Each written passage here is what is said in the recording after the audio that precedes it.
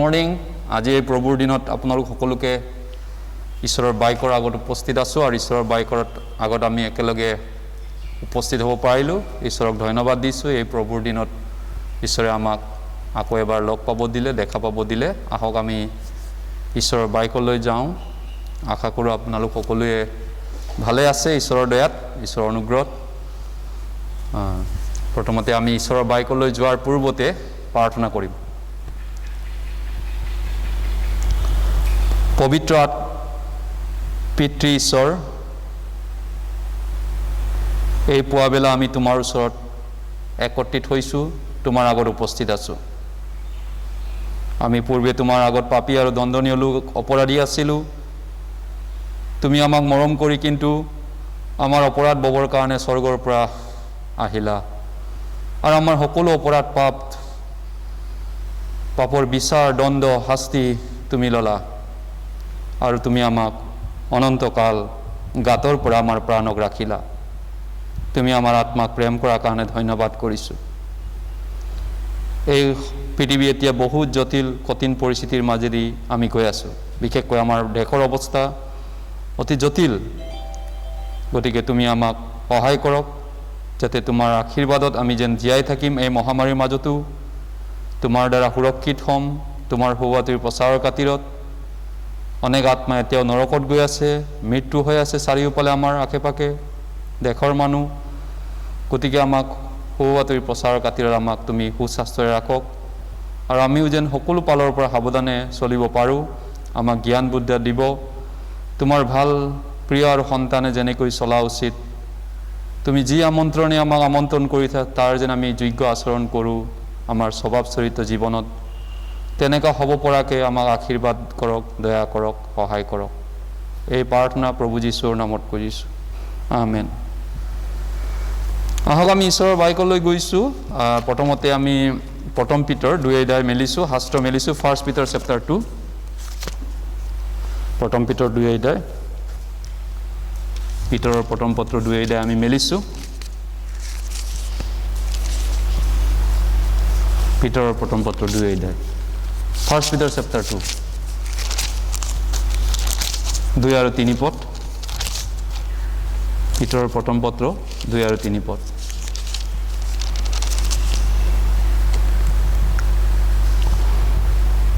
তেন্তে সকলো হিংসা, সকলো ছল কপট আৰু সকলো অসূয়া আৰু সকলো পৰচৰ্চা দূৰ কৰি নতুনকৈ যত্মা শিশুবিলাকৰ দৰে মিহলি নোহোৱা আত্মিক গাখীৰলৈ হাবিয়াস কৰা, যাতে তাৰ দ্বাৰাই পৰিত্ৰাণৰ অৰ্থে বৃদ্ধি পোৱা। প্ৰত্যেকৰে জীৱনত শাৰীৰিকভাৱে আমাৰ যিমান আমি মানুহ জন্ম হৈছোঁ, ফিজিকেলি আমাৰ জন্ম পোৱাৰ পিছত বাঢ়ি যোৱা, বৃদ্ধি হোৱা এটা প্ৰক্ৰিয়া আছে বা নিয়ম আছে শৰীৰৰ ফালৰ পৰা। ঠিক একেধৰণে আত্মাৰো জন্ম পোৱা মানুহবিলাকৰ তেনেকুৱা বুলি বাইবেলে কৈছে, যিবিলাক আত্মাত জন্ম পাইছে। যোহন 3 অধ্যায় যীশুৱে কৈছে, মাংসৰ পৰা জন্মাজন মাংস, আত্মাৰ পৰা জন্মাজন আত্মাই। গতিকে মাংসৰ পৰা জন্মা যেনেকৈ নিকোডিম সৰু বেবী আছিলে এটা সময়ত যোহন 3 অধ্যায়ত, তাৰপিছত মাংসত বুঢ়া হৈ তেওঁ এতিয়া বয়সস্থ হ'ল। তাৰপিছত যীশুৰ ওচৰত তেওঁ আহোঁতে নতুন জন্মৰ কথা যীশুৱে তেওঁক ক'লে। তেতিয়া নতুন জন্ম কেনেকৈ হ'ব তেওঁ তেতিয়া সুধিছিলে যে মই মাকৰ পেটত দ্বিতীয়বাৰ সোমাই জন্মিব লাগিব নেকি? তেতিয়া যীশুৱে ক'লে যে মাংসৰ পৰা জন্মাজন মাংস, আত্মাৰ পৰা জন্মাজন আত্মা। তাৰমানে মাংসৰ পৰা তুমি জন্ম পাইছিলা মাৰ পেটত, তুমি এতিয়া সৰু বেবীৰ পৰা গৈ গৈ এতিয়া নিকোডিম তুমি ডাঙৰ বয়সপ্ৰাপ্ত এজন বুঢ়া মানুহ হ'বলৈ গৈ আছা। কিন্তু আত্মাৰ পৰা জন্মটো ঠিক তেনেকুৱাই, আত্মাৰ পৰা জন্ম পালেও আত্মিক ৰূপে জন্ম হৈ বৃদ্ধি হ'ব লাগিব, বাঢ়ি যাব লাগিব। সেইটো বাইবেলত কোৱা আছে। সেইকাৰণে কলচিয়াটো কৈছে, যিদিনা তোমালোকে সত্যৰূপে ঈশ্বৰৰ অনুগ্ৰহৰ কথা শুনিলা আৰু জানিলা, সেইদিনাৰ পৰা তোমালোকে তাত উপস্থিত হৈ গোটেই জগতত যেনেকৈ তেনেকৈ তোমালোকতো উপস্থিত হৈ ফল ধৰি বাঢ়ি বাঢ়ি আছে। কলচিয়া 3 অধ্যায় 6 পদত এনেকৈ লিখা আছে। গতিকে বাঢ়ি যোৱা প্ৰক্ৰিয়াটো খ্ৰীষ্টিয়ান জীৱনত বহুত মানে আত্মিক জীৱনত বহুত দৰকাৰী আৰু সেই বাঢ়ি যোৱা কামটো হোৱাৰ আগতে আমি নতুন জন্ম হ'ব লাগিব আত্মাত নৱজীৱন পাব লাগিব আত্মাটো নতুন জন্ম হ'ব লাগিব যোহনত যীশুৱে যেনে কৈছে আত্মাৰে জন্ম পোৱা আৰু মাংসৰে জন্ম পোৱা মাংসৰে জন্ম পোৱাজন স্বৰ্গৰাজ্যৰ অধিকাৰী হ'ব নোৱাৰে তেজ আৰু মাংস স্বৰ্গৰাজ্যৰ অধিকাৰী হ'ব নোৱাৰে নিকোডিমক যীশুৱে কৈছে আচলতে অকল ইনফেক্ট নিকোডিমক অকল কোৱা নাই এইটো সব মানুহকে ঈশ্বৰে কৈছে তেজ আৰু মাংসৰ মানুহজন ঈশ্বৰৰ স্বৰ্গৰাজ্যৰ অধিকাৰী নহয় আত্মাৰ পৰা তেওঁ জন্ম হ'ব লাগিব স্বৰ্গৰাজ্যৰ অধিকাৰী হ'বলৈ হ'লে গতিকে নতুন জন্ম পোৱাটো কেনেকৈ হয় তেনেহ'লে প্ৰথম পিতৰ 1:23 কৈছে নতুন জন্মটো কেনেকৈ হৈছে ফাৰ্ষ্ট পিটাৰ চেপ্টাৰ 1:23 কৈছে 1:23 1:23 আমি একেলগে পঢ়োঁ কিয়নো তোমালোক কিয়নীয় বীজৰ পৰা নহয় অক্ষয় বীজৰ পৰা অৰ্থাৎ ঈশ্বৰৰ জীৱনময় আৰু চিৰস্থায়ী বাক্যৰ দ্বাৰাই পুনৰ জন্ম পোৱা হৈছা how you become born again how can we become born again আমি কেনেকৈ নতুন জন্ম হ'ব পাৰোঁ কেনেকৈ আমি নতুন সৃষ্টি হ'ব পাৰোঁ ঈশ্বৰৰ বাক্যৰ দ্বাৰা সকলো বস্তু কিয় বিখ্যাত আছে সকলো বস্তু লুপ্ত হ'ব কিন্তু ঈশ্বৰৰ বাক্য লুপ্ত নহ'ব মতি 24:35 কৈছে পৃথিৱী আকাশ আৰু পৃথিৱী লুপ্ত হ'ব কিন্তু প্ৰভুৰ বাক্য সদায় থাকিব গতিকে সেই চিৰস্থায়ী বাক্য আৰু অনন্তকলীয়া বাক্য যিটো নেকি জীৱিত আৰু ঈশ্বৰৰ চিৰস্থায়ী বাক্যৰ দ্বাৰা আমি নতুনকৈ জন্ম হৈছোঁ গতিকে প্ৰথম কথা হ'ল নতুন জন্ম কেনেকৈ হ'ব যীশুৱে ক'লে জল পৰা হ'ব লাগিব জল যোহন 3:1 আৰু সেই জল ঈশ্বৰৰ বচনটোক কৈছে ঈশ্বৰৰ বাক্যক কৈছে যোহন 3:3 যিটো জল 3:1 যোহন 3:1 কথাটো জল মানে ঈশ্বৰৰ বাক্য জীৱিত আৰু চিৰস্থায়ী বাক্য জগত আৰু তাৰ অবিলাস গুচি যাব লাগিছে কিন্তু যিবিলাকে ঈশ্বৰৰ ইচ্ছা পালন কৰে তেওঁলোক চিৰকাল থাকিব প্ৰথম যোহন 2:17 কৈছে ঈশ্বৰৰ বাক্য চিৰকাল থাকে বাকী কোনো পৃথিৱীৰ বস্তু চিৰকাল থকা এটাও বস্তু নাই বাইবেলে অকল ঈশ্বৰৰ বাক্যহে অনন্তকাল থাকে ঈশ্বৰৰ বাক্যহে লুপ্ত নহয় চিৰজীৱন থাকিব আৰু সেই লুপ্ত নোহোৱা বাক্য দ্বাৰা আমি প্ৰথমতে নতুন জন্ম পাইছোঁ ঈশ্বৰৰ বাক্য ইফিচিয়া 5:8 কৈছে জলস্থানেৰে বাক্যৰে হুঁচি কৰি গতিকে জলস্থানেৰে বাক্যত ধোৱা চাফা কৰা যেনেকৈ পানীয়ে ধোৱা পকলা কৰে ঈশ্বৰৰ বাক্যই মানুহৰ পাপ ধুৱে মানুহৰ পাপ চাফা কৰে গতিকে মানুহৰ পাপবোৰ ধোৱাটো ঈশ্বৰৰ বাক্যৰ দ্বাৰা হয় যোহন 15:1 কৈছে যীশুৱে যোহন চেপ্টাৰ 15 মই কোৱা বাক্যৰ গুণে তোমালোক এতিয়া পৰিষ্কাৰ হৈছা তোমালোক চাফা হৈছা ঈশ্বৰৰ বাক্যৰ দ্বাৰা আমাৰ পাপ ঈশ্বৰে চাফা কৰে গতিকে ঈশ্বৰৰ বাক্যৰ দ্বাৰা আমি জন্ম পাব লাগিব ফাৰ্ষ্টত আমি জন্ম পাইছোঁ ঈশ্বৰৰ বাক্যৰ দ্বাৰা তাৰপিছত বাঢ়িম কেনেকৈ নতুন জন্ম পোৱাৰ পিছত সেইটো ঈশ্বৰৰ বাক্যৰ দ্বাৰাই বাঢ়িব লাগিব গতিকে খ্ৰীষ্টিয়ান জীৱনত 4টা অতি দৰকাৰী বাঢ়িবলৈ আমাৰ দৰকাৰী প্ৰয়োজনীয় কথা আছে আমি যিটো গাড়ীৰ 4টা চাকাৰ লগত তুলনা কৰোঁ এইটো খ্ৰীষ্টিয়ান জীৱনৰ 4টা উপাদান তাৰে ভিতৰত 1 নম্বৰটোৱে হৈছে ঈশ্বৰৰ বাক্যটো আমি জীৱন পাইছোঁ ঈশ্বৰৰ বাক্যৰে আৰু জীৱনটো বাঢ়িবলৈ হ'লে ঈশ্বৰৰ বাক্যই লাগিব গতিকে আজিৰ শিক্ষাৰ বিষয়টো হৈছে ঈশ্বৰৰ বাক্যৰ উপকাৰিতা the benefit of the word of God ঈশ্বৰৰ বাক্যৰ উপকাৰিতাৰ বিষয়ে আজি আমি চাব বিচাৰিছোঁ গতিকে প্ৰথমতে আমি ঈশ্বৰৰ বাক্যৰ দ্বাৰা নতুন জন্ম পোৱাবিলাকে কেনেকৈ বাঢ়িব ঈশ্বৰৰ বাক্যৰ দ্বাৰা কিয় যেনেকৈ বেবী এটা জন্ম পায় যি মাকে তেওঁক জন্ম দিছে বেবীটো গাখীৰ সেই মাকৰ গাখীৰ খাই খাই ডাঙৰ দীঘল হয় ঠিক তেনেকৈ আমিও যিটো বাক্যৰে নতুন জন্ম পাইছোঁ সেই বাক্যতেই আমি নতুন জন্ম পোৱাৰ পিছত গাখীৰ মিহলি নোহোৱা আত্মিক গাখীৰ খাই ডাঙৰ দীঘল কৰোঁ যি চাৰ্চে আমাক নতুন জন্মৰ কথা শিকালে যি মণ্ডলীৰ দ্বাৰা মই নতুন জীৱনৰ কথা শিক্ষা বুজি পালোঁ সেই মণ্ডলীটো মোৰ মাতৃ হয় মাতৃমণ্ডলী মানে কোনটো হয় জানে যোনে মোক নতুন জন্ম দিয়ালে নিকোডিম আৰু যীশুৱে যিটো নতুন জন্মৰ কথা কৈছিলে নতুন জন্ম দিয়াজনে আপোনাৰ মোৰ মাতৃমণ্ডলী গতিকে মোৰ মাতৃ মানে যোনে মোক জন্ম দিয়ালে সেইটোৱে মা বুলি কয় মা কাক মতে আপুনি যিটো মানুহক মা বুলি মাতিব নোৱাৰে যোনে আপোনাক জন্ম দিছে সেইটো আপোনাৰ মা হয় যেনেকৈ শৰীৰৰ পালৰ পৰা আপোনাক জন্ম দিছে পৃথিৱীত আপোনাৰ মা এটা আছে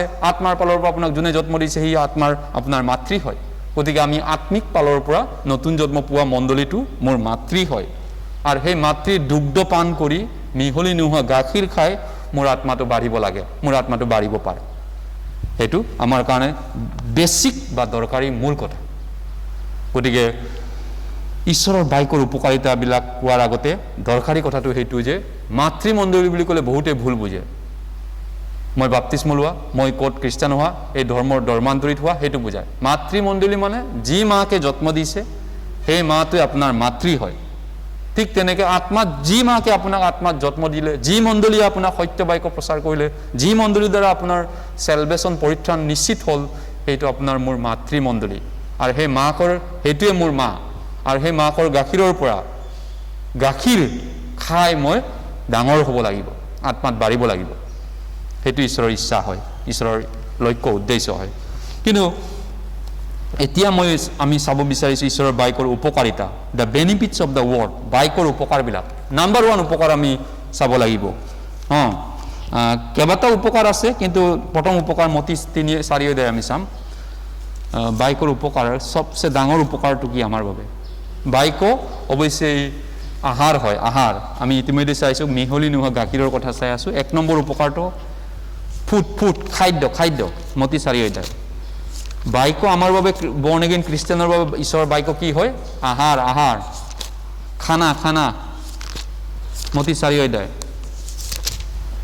ভাত চব্জি মাংস গাখীৰ এনেকুৱা ধৰণৰ কথা ফল মূল যিটো খানা বুলি কয় না গতিকে নতুন জন্ম পোৱাৰ আত্মাৰ কাৰণে 1 নম্বৰ আহাৰটো হৈছে ঈশ্বৰৰ বচনটো মতি 4 অধ্যায় গতিকে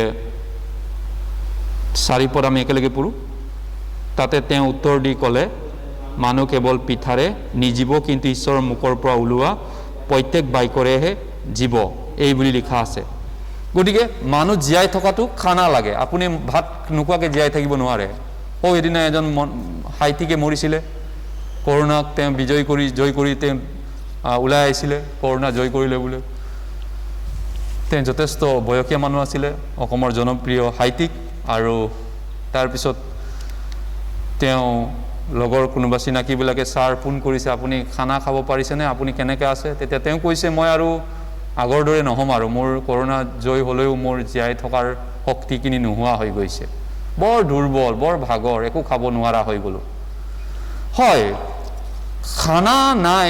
খানা নাখালে সেই মানুহজনে বুজি পাইছে আৰু মোৰ বেছি দিন মই নাথাকিম আৰু তেওঁৰ লগৰ সাংবাদিকবিলাকে তেওঁক ফোন কৰিছে তেওঁ জনাই দিছে মোক আশা নকৰিব আৰু বেছি দিন মই যদিও কৰোণাক জয় কৰি হস্পিটেলৰ পৰা ওলাই আহিছোঁ কিন্তু মোৰ ছিষ্টেমটো বেয়া হৈ গ'ল আৰু মই খানা খাব নোৱাৰা হৈ গ'লোঁ নাখালে মই কেনেকৈ জীয়াই থাকিম নাখালেতো মানুহ জীয়াই নাথাকে 2 দিন 3 দিন 4 দিন পিছত হয় শাৰীৰিকভাৱে খানা দৰকাৰ কি কয় আত্মিকভাৱে খানাটো আত্মিক আহাৰটো আমাৰ বাবে ঈশ্বৰৰ বাইক গতিকে প্ৰথমটো বাইবেল বাইকৰখিনি আমাৰ বাবে ফুড হয় খানা গতিকে আমি এই খানা নাখালে যেনেকৈ জীয়াই থাকিব নোৱাৰোঁ ভাত পানী ৰেগুলাৰ যিটো দালি ভাত শাক পাচলি আমি ঘৰত খাওঁ সেই খানা আমাৰ বাবে ঈশ্বৰৰ বচনটো হয় তাৰপিছত বাইক আমাৰ বাবে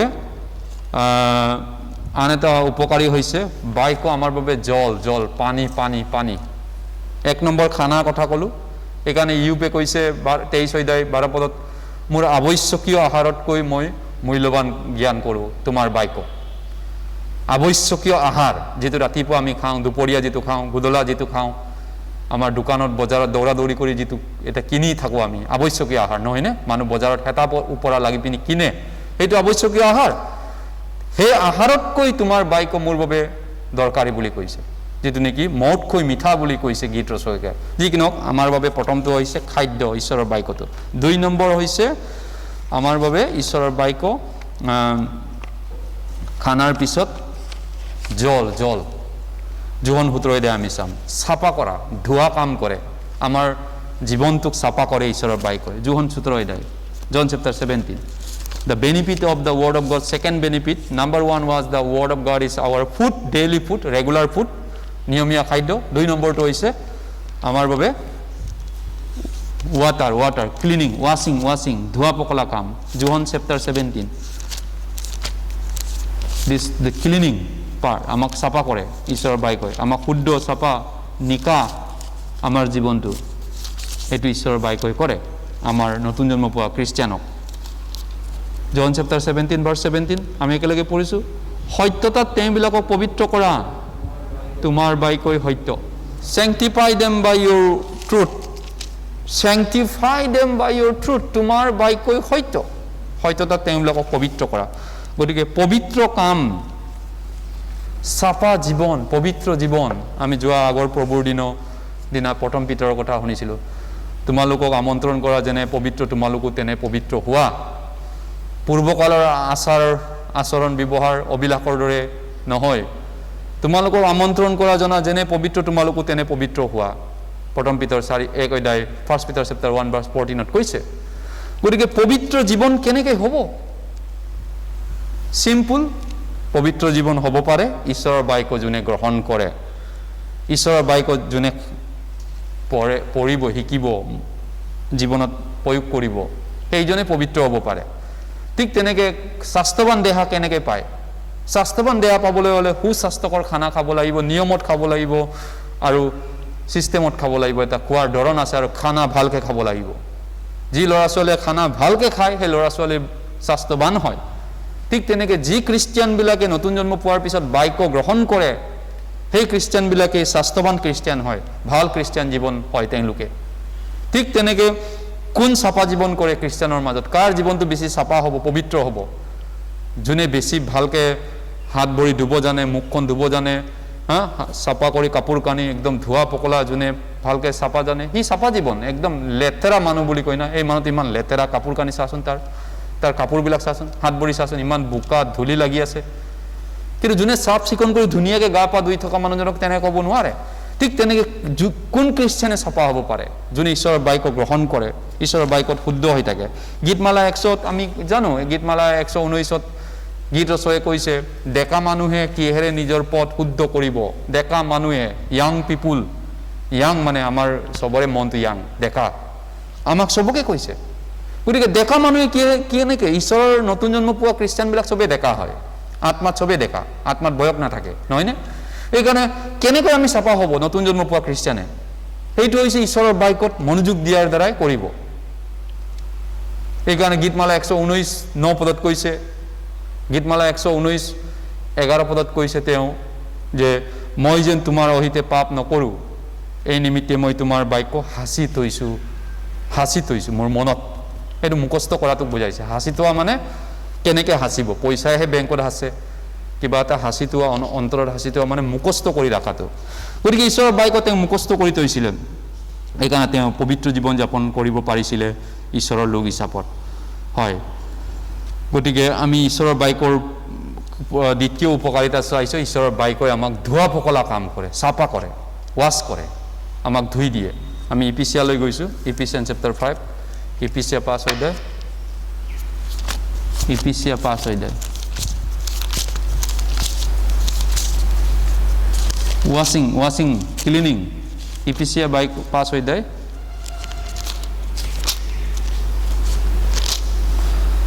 ইপিচিয়া 5 অধ্যায় 26-27 পদ। ইপিচিয়ান চেপ্টাৰ 5 ভাৰ্চ 26, 26 পদ। অসমীয়াত ইংৰাজীত 26 আছে, অসমীয়াত 27 আছে। Assamese 27, English 27, 26 English. Ephesians chapter 5 verse 26 in English, অসমীয়াত 27 পদত আছে। জলস্থানৰ দ্বাৰাই বাক্যত তাক শুচি কৰি পবিত্ৰ কৰিবলৈ নিজকে শুদাই দিলে। জলস্থানৰে বাক্যৰ দ্বাৰাই তাক শুচি কৰা হ'ল, বাক্যৰ দ্বাৰাই শুচি কৰা হয়। গতিকে শুচি কেনেকৈ কৰিব মানুহক? শুচি চাফা কৰা কামটো। অশুচি হৈ আছে, শুচি কৰিব লাগে তাক। শুচি কেনেকৈ কৰিব?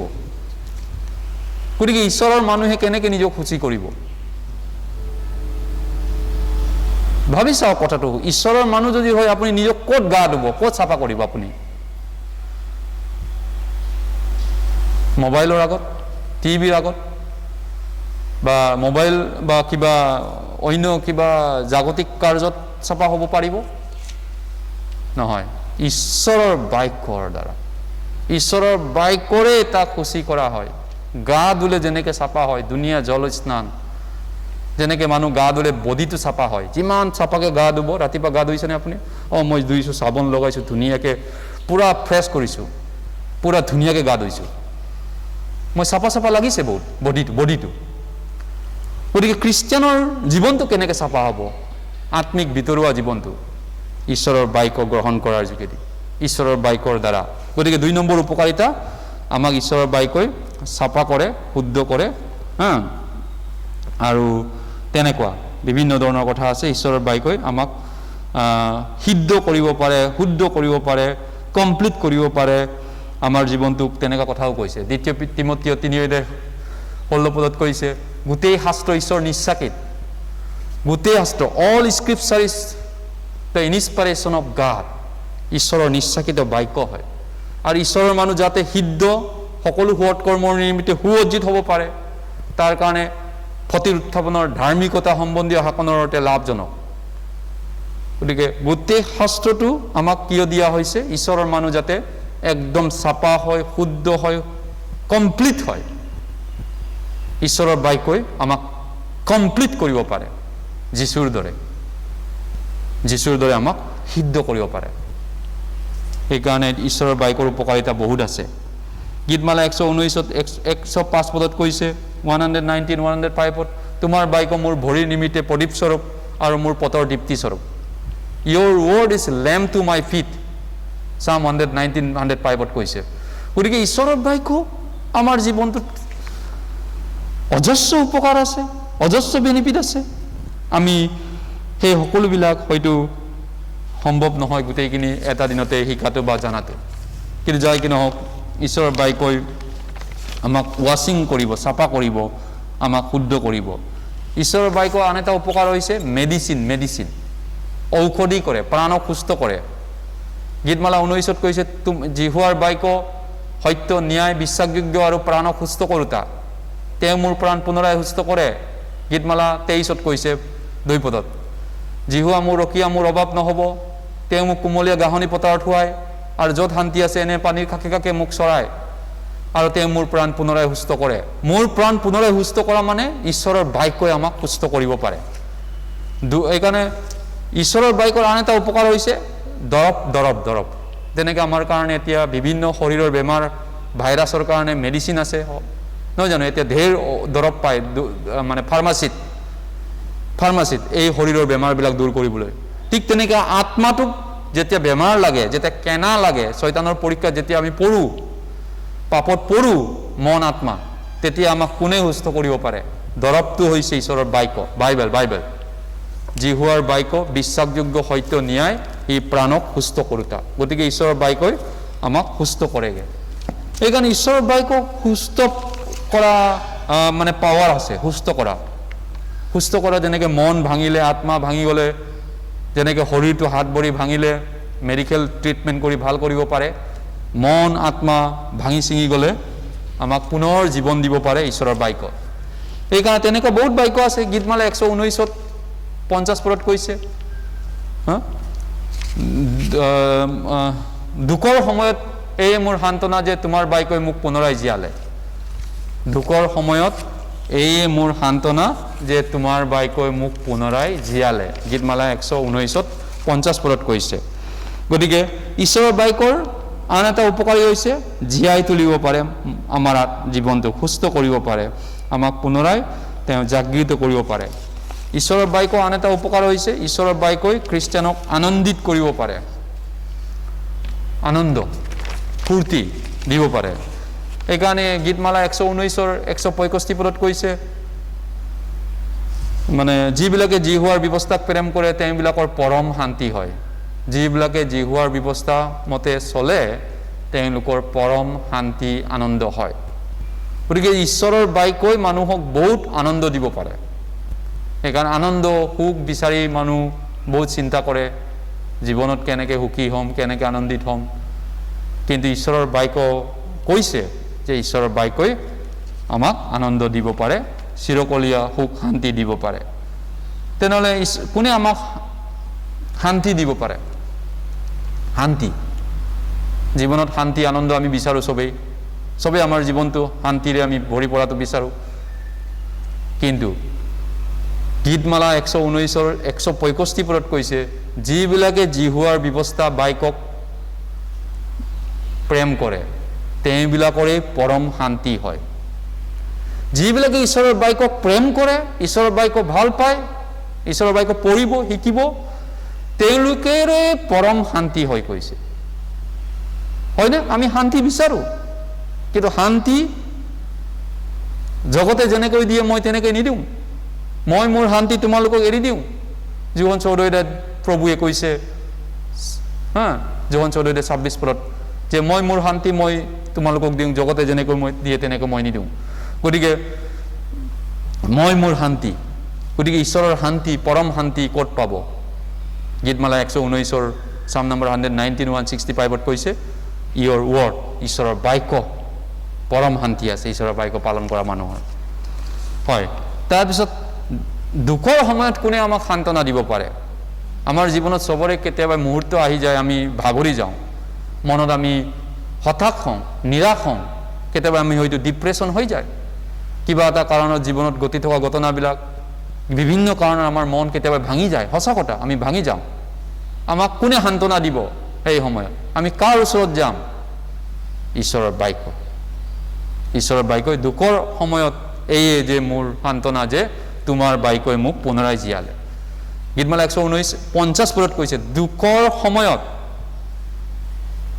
In the times of sorrows, difficult time, হয় না, তোমাৰ বাক্যই মোক সান্তনা দিলে, মোক জীয়ালেগে। গতিকে আমাক ঈশ্বৰৰ বাক্যৰ উপকাৰিতা আমি বিভিন্ন ধৰণে চাব পাৰোঁ, জানিব পাৰোঁ, শিকিব পাৰোঁ। হয়, ঈশ্বৰৰ বাক্যই আমাক বিভিন্ন ধৰণে আমাক লাভ বা বেনিফিট দিয়ে, সেইবিলাক আমি চাই আছোঁ। তাৰপিছত ঈশ্বৰৰ বাক্যই আমাৰ কাৰণে তৰোৱালো হয়, আত্মাৰ তৰোৱাল, দাগ কোটাৰী। পৃথিৱীত চব বস্তুৰে প্ৰত্যেক ঘৰতে কিবা এটা দাগ কোটাৰ থাকে। হাঁহ সৰঞ্জাম কিবা এটা কৰি খাবৰ কাৰণে দাগ কোটাৰ, তৰোৱাল। তৰোৱাল আচলতে শত্ৰুৰ পৰা বাচিবৰ কাৰণে ব্যৱহাৰ কৰা হয়, আত্মৰক্ষক তৰোৱাল। কিন্তু আমাক যেতিয়া শয়তানে বিভিন্ন ধৰণে আক্ৰমণ কৰে, পৰীক্ষা প্ৰলোভনত পেলায়, আমাৰ প্ৰাণক ফান্দত পেলাই দিয়ে, আৰু বিনাশত আমি ব্যাধৰ ফান্দত যেতিয়া আমি পৰোঁ, বা আমি নানা পৰীক্ষাত যেতিয়া পৰোঁ, আমি যেতিয়া আমাৰ আত্মাত আমি হাৰ মানো, টেম্পটেশ্যনত পৰি, পৰীক্ষাত পৰি, তেতিয়া আমাক সেই শয়তানৰ পৰীক্ষাবিলাকক বিজয়ী কৰিবলৈ, শয়তানৰ লগত যুঁজিবলৈ অস্ত্ৰ লাগে আমাক, অস্ত্ৰ। ইপিচিয়াছ 6 আপোনালোকে নিশ্চয় জানে অস্ত্ৰ। ইপিচিয়াছ 6 আমি চাম, অস্ত্ৰ অনেক অস্ত্ৰ আছে, কিন্তু সেই অস্ত্ৰবিলাক নিজক ৰক্ষা কৰা অস্ত্ৰ হয়, এটাই মাত্ৰ আক্ৰমণ কৰা অস্ত্ৰ আছে। শত্ৰুপক্ষক গিৰাব পৰা, খেদিব পৰা এটা অস্ত্ৰ আছে, বাকীখিনি নিজক কোনো ৰকম বচাবৰ কাৰণে অস্ত্ৰ আছে। ইপিচিয়া 5 17 ইফিচিয়ান্স চেপ্টাৰ 5 verse 17 ঈশ্বৰৰ বাক্য বেনিফিট আমি চাই আছোঁ। 6 17 আমি একেলগে পঢ়িছোঁ। আৰু পৰিত্ৰাণৰ টকয়া আৰু আত্মাৰ তৰোৱাল, অৰ্থাৎ ঈশ্বৰৰ বাক্য গ্ৰহণ কৰা। গতিকে তৰোৱালটো হৈছে শত্ৰুক আঘাত কৰা। আপুনি জানে ইপিচিয়াছ 6 বিভিন্ন অস্ত্ৰৰ কথা কৈছে। ড্ৰেছ ইউনিফৰ্ম, আৰ্মিৰ যেনেকৈ ইউনিফৰ্ম থাকে, আমাৰ পৰিত্ৰাণৰ টকয়া, হেলমেট, ভৰিত জোতা, বেল্ট, কঁকালত বেল্ট, বুকুত ঢাল, বিশ্বাসৰ ঢাল, নিজক ৰক্ষা কৰা বিভিন্ন সা সৰঞ্জাম। কিন্তু নিজক ৰক্ষা কৰাটো দৰকাৰ আছে, কিন্তু শত্ৰু শয়তানক কেনেকৈ আমি কেতিয়াবা দূৰ কৰিম, খেদিম, তেওঁ সদায় আমাক দিগদাৰ দি থাকে, আমনি দি থাকে। প্ৰথম পিতৰ 5 কৈছে গুজৰি টকা সিংহৰ দৰে তোমালোকৰ শত্ৰু শয়তানে কাক কেনেকৈ গ্ৰাস কৰিম তাৰ সদায় উপায় বিচাৰি ফুৰি আছে। প্ৰথম পিতৰ 1 Peter 5:8 কৈছে গুজৰি থকা শত্ৰুৱে আমাক যেতিয়া আক্ৰমণ কৰিবলৈ আহি যায়, আমি তেওঁক কেনেকৈ খেদিম, আমাৰ পৰা আমি কেনেকৈ প্ৰতিৰোধ কৰিম, কি উপায়েৰে খেদিব আপুনি? উপায়টো আমাক বাইবেলত যীশুৱে দেখাইছে। মতি 4 যেতিয়া যীশুক শয়তানে ভেৰি ধৰিছিলে 40 দিন লগুণ থকাৰ পিছত, আৰু যীশু উপায়হীন হোৱাৰ দৰে অৱস্থা হৈছিলে ভোকৰ লগুণত, 3টা পৰীক্ষা, 3টা আক্ৰমণ যীশুৰ ওপৰত শয়তানে এৰি দিছিলে 3টা ব্ৰহ্মাস্ত্ৰ মিছাইলৰ দৰে মাৰি দিছিলে আজিৰ দিনত ক'বলৈ গ'লে ইজৰাইল আৰু এতিয়া হামাছৰ মাজত পেলেষ্টাইনৰ মাজত মিছাইল যেনেকৈ ইজৰাইলৰ ওপৰত কিবা মিছাইল দাগি আছে হামাছে আৰু সেই মিছাইলকেইটাক গিলি খাই দিছে ইজৰাইলৰ কিবা টেকন'লজিয়ে ওপৰতে গোটেইখিনি আকাশতে খাই দিছে জুই খাই পেলাইছে নহ'লে ইজৰাইল শেষেই হ'লেহেঁতেন প্ৰায় যদি খাব নোৱাৰিলেহেঁতেন গতিকে ঠিক তেনেধৰণে শয়তানৰ যেতিয়া আক্ৰমণ আহে তাক প্ৰতিৰোধ কৰিব পৰাটো আমাৰ নিজস্ব ক্ষমতা নাই সাধ্য নাই ক'তনো আমাৰ দৰে দুৰ্বল মানুহে আমি শয়তানৰ আমাৰ আত্মাক আমি ৰখাব পাৰিম প্ৰাণ বচাব পাৰিম ঈশ্বৰৰ বাক্য তৰোৱালৰ দৰে কাম কৰে আমি যদি ঈশ্বৰৰ বাক্য ৰাখিব পাৰোঁ ঈশ্বৰৰ বাক্য পঢ়ি থাকিব পাৰোঁ ঈশ্বৰৰ বাক্য মনত ৰাখিব পাৰোঁ তেতিয়া সি তৰোৱাল হৈ পৰে শয়তানক খেদিব পৰা তৰোৱাল হৈ ওলাই পৰে মাজে সময়ে সেইকাৰণে ঈশ্বৰৰ বাক্য আমাৰ বহুত লাভ আছে বহুত উপকাৰ আছে ঈশ্বৰৰ বাক্য শিকাটো আমাৰ কাৰণে বহুত বেনিফিট আছে হয় ঈশ্বৰৰ বাক্যই আমাক তেনেকুৱা বিভিন্ন উপকাৰ কৰিব পাৰে ঈশ্বৰৰ বাক্য আমাক সান্তনা দিব পাৰে মই ইতিমধ্যে ক'লোঁ সান্তনা ৰোমিয়া 15 অধ্যায়ত কৈছে আগে ৰোমান চেপ্টাৰ 15 ভাৰ্ছ 4 আগে যি কথা লিখা আছিল সেই সকলো আমাৰ শিক্ষাৰ নিমিত্তে আৰু আমি ধৈৰ্যৰে ধৰি সান্তনা লাভ কৰিবৰ নিমিত্তে লিখা হৈছিল সান্তনা পাবৰ কাৰণে আমাৰ বাবে বাইবেলটো ঈশ্বৰে লিখিছে যি লিখা আছে আমাক সান্তনা দিবৰ কাৰণেও হয় তাৰপিছত আমি আনন্দিত হৰ্ষিত জীৱন বিচাৰো চবে ফূৰ্তি ৰিজইচ কেনেকৈ পাম জিৰিমিয়াত কৈছে যে তোমাৰ বাক্যই মোক আনন্দিত কৰিব তোমাৰ বাক্যই মোক ফূৰ্তি লগাই দিয়ে তোমাৰ বাক্যই মোক আনন্দ দিয়ে জিৰিমিয়া 15 অধ্যায় 16 পদত কৈছে জেৰেমায়া 15:16ত কৈছে ঈশ্বৰৰ বাক্যই মোক হৰ্ষিত কৰে আনন্দিত কৰে গতিকে তোমাৰ বাক্য পালন কৰাবিলাকৰ পৰম শান্তি আনন্দ হয় হয় সঁচা কথা গীতমালা 19:8 পদতো কৈছে এই যি কি নহওক এতিয়া ঈশ্বৰৰ বাক্যৰ কথাবিলাক ক'লোঁ কিন্তু ঈশ্বৰৰ বাক্য কি ধৰণে আমাৰ জীৱনত জীয়াই ৰাখিব পাৰিব সেইটো এটা বিষয়টো এতিয়া ক'ব বিচাৰিছোঁ ঈশ্বৰৰ বাক্যৰ উপকাৰিতাটোৱে আমাৰ মেইন আজিৰ বিষয় কিন্তু ঈশ্বৰৰ বাক্যটো বা ঈশ্বৰৰ বাক্য আমাৰ জীৱনত কেনেকৈ আমি জীৱিত কৰি ৰাখিম কি উপায়েৰে আমি ঈশ্বৰৰ বাক্যবিলাক আমাৰ জীৱনত জীৱিত কৰি ৰখাৰ কেইটামান উপায় আমি চাব লাগিব how to keep alive the word of God in our life the living word ঈশ্বৰৰ বাক্য জীয়া আৰু তৰোৱাল দুইদৰীয়া তৰোৱাল বুলি কৈছে ইব্ৰী 4:12 পদত ইব্ৰী চেপ্টাৰ 4:12 কৈছে living and the two edges sword কিন্তু ঈশ্বৰৰ বাক্য মোৰ জীৱনটোত কেনেকৈ মই জীৱিত কৰি ৰাখিম সেইটো উপায়টো প্ৰথমতে পঢ়িব লাগিব ৰিড পঢ়া বুলি কৈছে ঈশ্বৰৰ বাক্য আমি চাম দ্বিতীয় বিৱৰণ 17 অধ্যায় ডিউট্ৰনমি 17 ৰেগুলাৰলি পঢ়িবলৈ অভ্যাস এটা বনাব লাগিব ৰেগুলাৰ ডেইলি 2টা অধ্যায় 3টা অধ্যায় পঢ়িবলৈ এটা আচৰণ বা অভ্যাস হেবিট বনাব লাগিব হেবিট অভ্যাসে নৰ কৰ্ণপাতে মাৰে হৰ অভ্যাসৰ নৰ কৰ্ণপাতে হৰ গতিকে অভ্যাস কৰা মানুহ কৰ্ণৰ দৰে হৰ মাৰিব পাৰে বুলি কৈছে ঠিক তেনেকৈ অভ্যাস যদি কৰি ল'ব পাৰোঁ জিন্দগীত থাকি যাব বাইবেল পঢ়াটো কিন্তু অভ্যাস বনাওঁতে অলপ টাইম লাগিব যদি বনাব লাগিব আপুনি কিন্তু ডিউট্ৰনমি চেপ্টাৰ 17 হেবিট বাইবেল নপঢ়াকৈ দিনটোত নপঢ়াকৈ পাৰ নকৰোঁ মই এনেকৈ এটা আপুনি সংকল্প জীৱনত ল'ব লাগিব বা বাইবেল নপঢ়াকৈ দিনটোৰ বিশেষ কামত একো হাত নিদিওঁ মই বাইবেল পঢ়াৰ পিছতে মই হাত দিম যিকোনো চিন্তা ডিচিজন বাইবেলখন পঢ়াৰ পিছতে মই ল'ম এনেকুৱা হেবিট এটা 17 অধ্যায় 20 পদ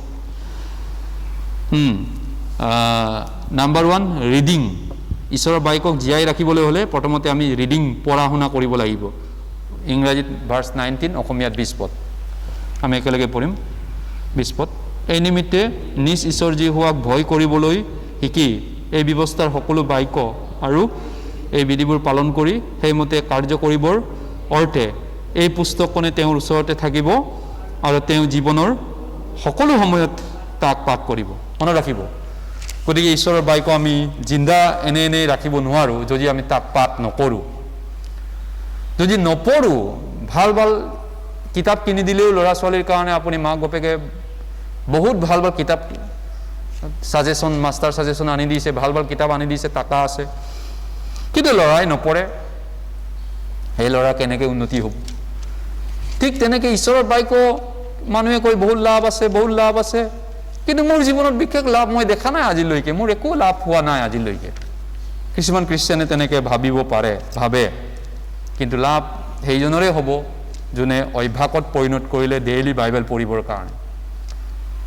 যাওক, মানুহে কয় কৰ্ণই ইমান শৰ মাৰিব, টাৰ্গেট মাৰিব পাৰিছিলে, কৰ্ণ, কিন্তু অভ্যাস কৰা মানুহ কৰ্ণৰ দৰে শৰ মাৰিব পাৰিব। তেনেকৈ দাউদৰ দৰে, জোচেফৰ দৰে আমি জীয়াই থাকিব পাৰিম, পৌলৰ দৰে জীয়াই থাকিবলৈ শিকিব পাৰিম যদি আমি তেওঁলোকৰ দৰে ঈশ্বৰৰ বাক্য অভ্যাস কৰোঁ। জোচেফ কেনেকুৱা মানুহ আছিল নহয়নে? ডেকা বয়সৰ পৰা। জিৰিমিয়া ডেকা আছিলে, জোচেফ ডেকা আছিলে, যীশুৱে ডেকা আছিলে, কিন্তু ডেকা বয়সৰ পৰা তেওঁলোকে ঈশ্বৰৰ মানুহ হ'ব পাৰিছিল কিয়? অভ্যাসত পৰিণত কৰিলে জীৱনটো ঈশ্বৰৰ বাক্যলৈ। গতিকে অভ্যাসত পৰিণত কৰিলে দাউদৰ দৰে সামান্য মেৰৰখীয়া হৈও, ভেড়াৰখীয়া হৈও বিখ্যাত ঈশ্বৰৰ কাম কৰিছিলে। তেওঁ গলিয়াতক মাথাত গিৰাই দিছিলে, শয়তানক গিৰাব পাৰে যদি ঈশ্বৰৰ বাক্য থাকে যাৰ লগত, হয় নে নহয়? দাউদে সামান্য ভেড়াৰখীয়া আছিলে, কিন্তু ইমান প্ৰকাণ্ড গলিয়াতক তেওঁ গিৰাইছিলে। আমিও জিকিব পাৰোঁ এই জগতক, শয়তানক, নিজক, যদি আমাৰ লগত ঈশ্বৰৰ বাক্য থাকে। সেইকাৰণে পঢ়াটো বহুত ইম্পৰ্টেণ্ট। যীশুয়া 64 অধ্যায় 30 পঢ়াই যায় 30 পঢ়। নাম্বাৰ 1 পঢ়িব লাগিব আপুনি। এতিয়াতো শুনি আছে, লগতে পঢ়িও আছে, কিন্তু ঘৰতো পঢ়িবলৈ অভ্যাস এটা থাকিব লাগিব। যীশুয়া 30 পঢ়। ঘৰত যদি কেতিয়াও নপঢ়ে আপুনি, নহ'ব। 34 পদ, যীশুয়া 34 অধ্যায় 16 পদ, আচলতে 34। ল'ৰা ছোৱালীৰ লগত লৈ কেতিয়াবা বেঞ্চ টেবুলত বহি যাওক, বিচনাতে বওক, দাঢ়ি এখন পাৰক, নিজৰ গিৰিয়েক গৈনীয়েক ল'ৰা ছোৱালী চব মিলি পিনি আঁতুকাৰি গান এটা গাওক, একেলগে পঢ়কচোন কেতিয়াবা, সপ্তাহত এবাৰ মূৰত, কেতিয়াবাই নহয়, অন্ততঃ সপ্তাহত বা এদিন একেলগে পঢ়িব লাগে, বা ডেইলিটো ঘৰত নিজে পঢ়িব লাগে, একেলগেও পঢ়িব লাগে। 16 পদ, তোমালোকে জিহুৱাৰ পুতিকণি বিচৰা আৰু তাক উলিয়াই পাঠ কৰা, এইবোৰৰ মাজৰ এটিৰো অভাৱ নাই, ইহঁতৰ মাজৰ কোনোজনী সংগী নোহোৱাকৈ থকা নাই, কিয়নো মই নিজ মুখেৰে তাক আজ্ঞা কৰিলোঁ আৰু তেওঁৰ আত্মাই সেইবোৰ গুঠালে। তোমালোকে জিহুৱাৰ পুতিকণি বিচৰা আৰু পাঠ কৰা, অধ্যয়ন কৰা কৈছে। অধ্যয়ন, পঢ়া শুনা কৰা। পঢ়া শুনা নকৰা ল'ৰা ছোৱালী যিমানেই ভাল ভাল কিতাপ আনিলেও উন্নতি নহয়নে? যিমান অফিচাৰ ঘৰৰ ল'ৰা ছোৱালী হ'লেও। ঠিক তেনেকৈ পঢ়া শুনা নকৰা খ্ৰীষ্টিয়ানবিলাকে, পৰিয়ালবিলাকে দুৰ্বল হ'ব। ঘৰত যদি পঢ়া শুনা নকৰে, অকল স্কুলত পঢ়া শুনা কৰি লাভ নাই আজিকালি কয়, সঁচা কথাও। যদি ঘৰত পঢ়া শুনা ল'ৰা ছোৱালী নকৰে, পৰীক্ষাত ক'ত ভাল ৰিজাল্ট হ'ব? স্কুলত অকল পঢ়িলেতো নহ'ব। ঠিক তেনেকৈ যি খ্ৰীষ্টিয়ানে ঘৰত নপঢ়ে বাইবেল, সি কেতিয়াও উন্নতি কৰিব নোৱাৰে, কেতিয়াও সফল হ'ব নোৱাৰে আত্মিক জীৱনত। আধ্যাত্মিক জীৱন, ষ্ট্ৰং জীৱন তেওঁ কেতিয়াও কৰিব নোৱাৰে। পাপ পৰীক্ষাক তেওঁ জয় কৰি বিজয়ী জীৱন কৰিব নোৱাৰে পঢ়া শুনা নকৰিলে। সেইকাৰণে ঈশ্বৰে কৈছে উলিয়াই পিনি পঢ়া শুনা কৰা। বাইবেলটো সপ্তাহত এবাৰ বিচাৰিবলৈ কোৱা নাই, ডেইলি পঢ়িবলৈ কৈছে, ডেইলি। এই পুস্তকখনি তেওঁৰ ওচৰতে থাকিব, হয়, এই ব্যৱস্থা পুস্তকখনি তেওঁৰ ওচৰতে থাকিব, আৰু তেওঁ তাক জীৱনৰ গোটেই কালত সকলো সময়তে পাঠ কৰিব। মাত্ৰ কিছুমান খ্ৰীষ্টিয়ানে চাৰ্চত যোৱা সময়তে বাইবেল বিচাৰে, চাৰ্চত যোৱা দিনাখন।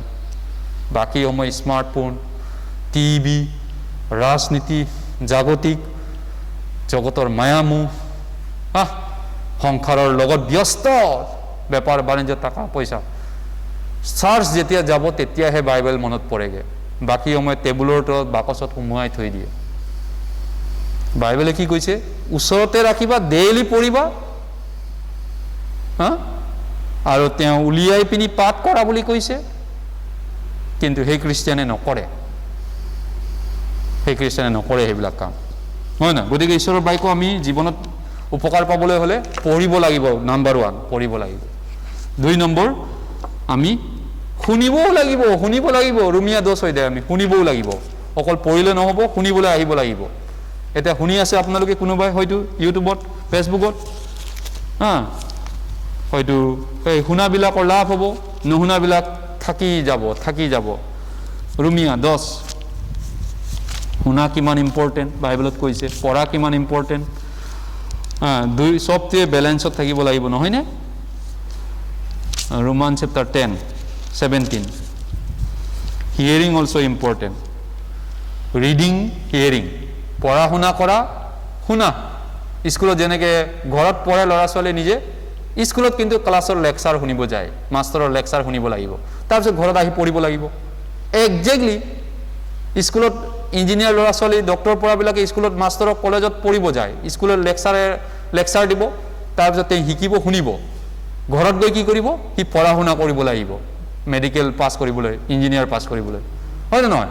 ঠিক একেধৰণে আমি বাইবেলৰ ঈশ্বৰৰ আত্মিক জীৱনো 17 পদ আমি একেলগে পঢ়ো। ৰোমান চেপ্টাৰ 10:17 এতেকে শ্ৰৱণৰ দ্বাৰাই বিশ্বাস আৰু খ্ৰীষ্টৰ বাক্যৰ দ্বাৰাই শ্ৰৱণ হয়। খ্ৰীষ্টৰ বাক্যৰে শ্ৰৱণ হয়। ঈশ্বৰৰ বাক্য আমি শ্ৰৱণ কৰিব লাগিব। শ্ৰৱণ মানে কাণটো শুনিব লাগিব, হয় নে নহয়? অকল যদি ইঞ্জিনিয়াৰ কিতাপটো, ডক্টৰ মেডিকেল কিতাপটো কিনি পিনি ঘৰতে পঢ়িলেওতো নহ'ব। ফৰ্মুলা, নিয়ম নীতি মাষ্টৰ প্ৰফেচাৰৰ পৰা শিকি ল'ব লাগিব, তাৰপিছত প্ৰফেচাৰে শিকোৱা ফৰ্মুলা ঘৰত প্ৰেক্টিচ কৰিব লাগিব, পঢ়িব লাগিব। ঠিক তেনেকৈ ঈশ্বৰৰ বাক্য আপুনি পঢ়িবও লাগিব আৰু শুনিবও লাগিব। এতিয়া শুনা কামটো আপুনি কৰি আছে, শুনিছে, শুনাৰ দ্বাৰা বিশ্বাস আহে। গতিকে আমাৰ জীৱনত কিমান ইম্পৰ্টেণ্ট ঈশ্বৰৰ বাক্য শুনাটো। জেমছ 1:1 অধ্যায়। শুনাৰ বিষয়টো চাইছোঁ, 2 নম্বৰতে শুনিব লাগিব। জাকব 1 অধ্যায়।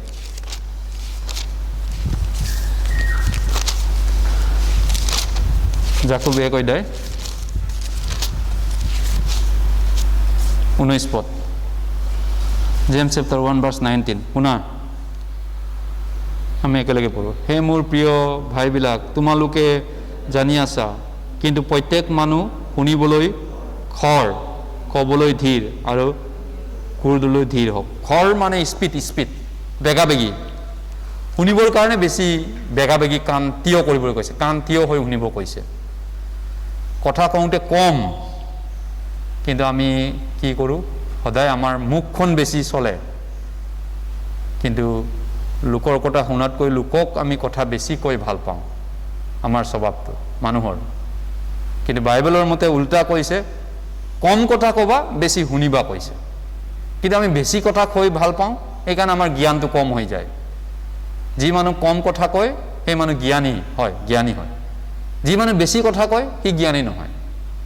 সেইকাৰণে আমি আচলতে জ্ঞান লাভ কৰিব নোৱাৰোঁ বহু সময়তে, কাৰণ আমি সদায় নিজৰ মনৰ কথা কৈ ভাল পাওঁ, জ্ঞান লোৱাতকৈ বেছি কথা কওঁ।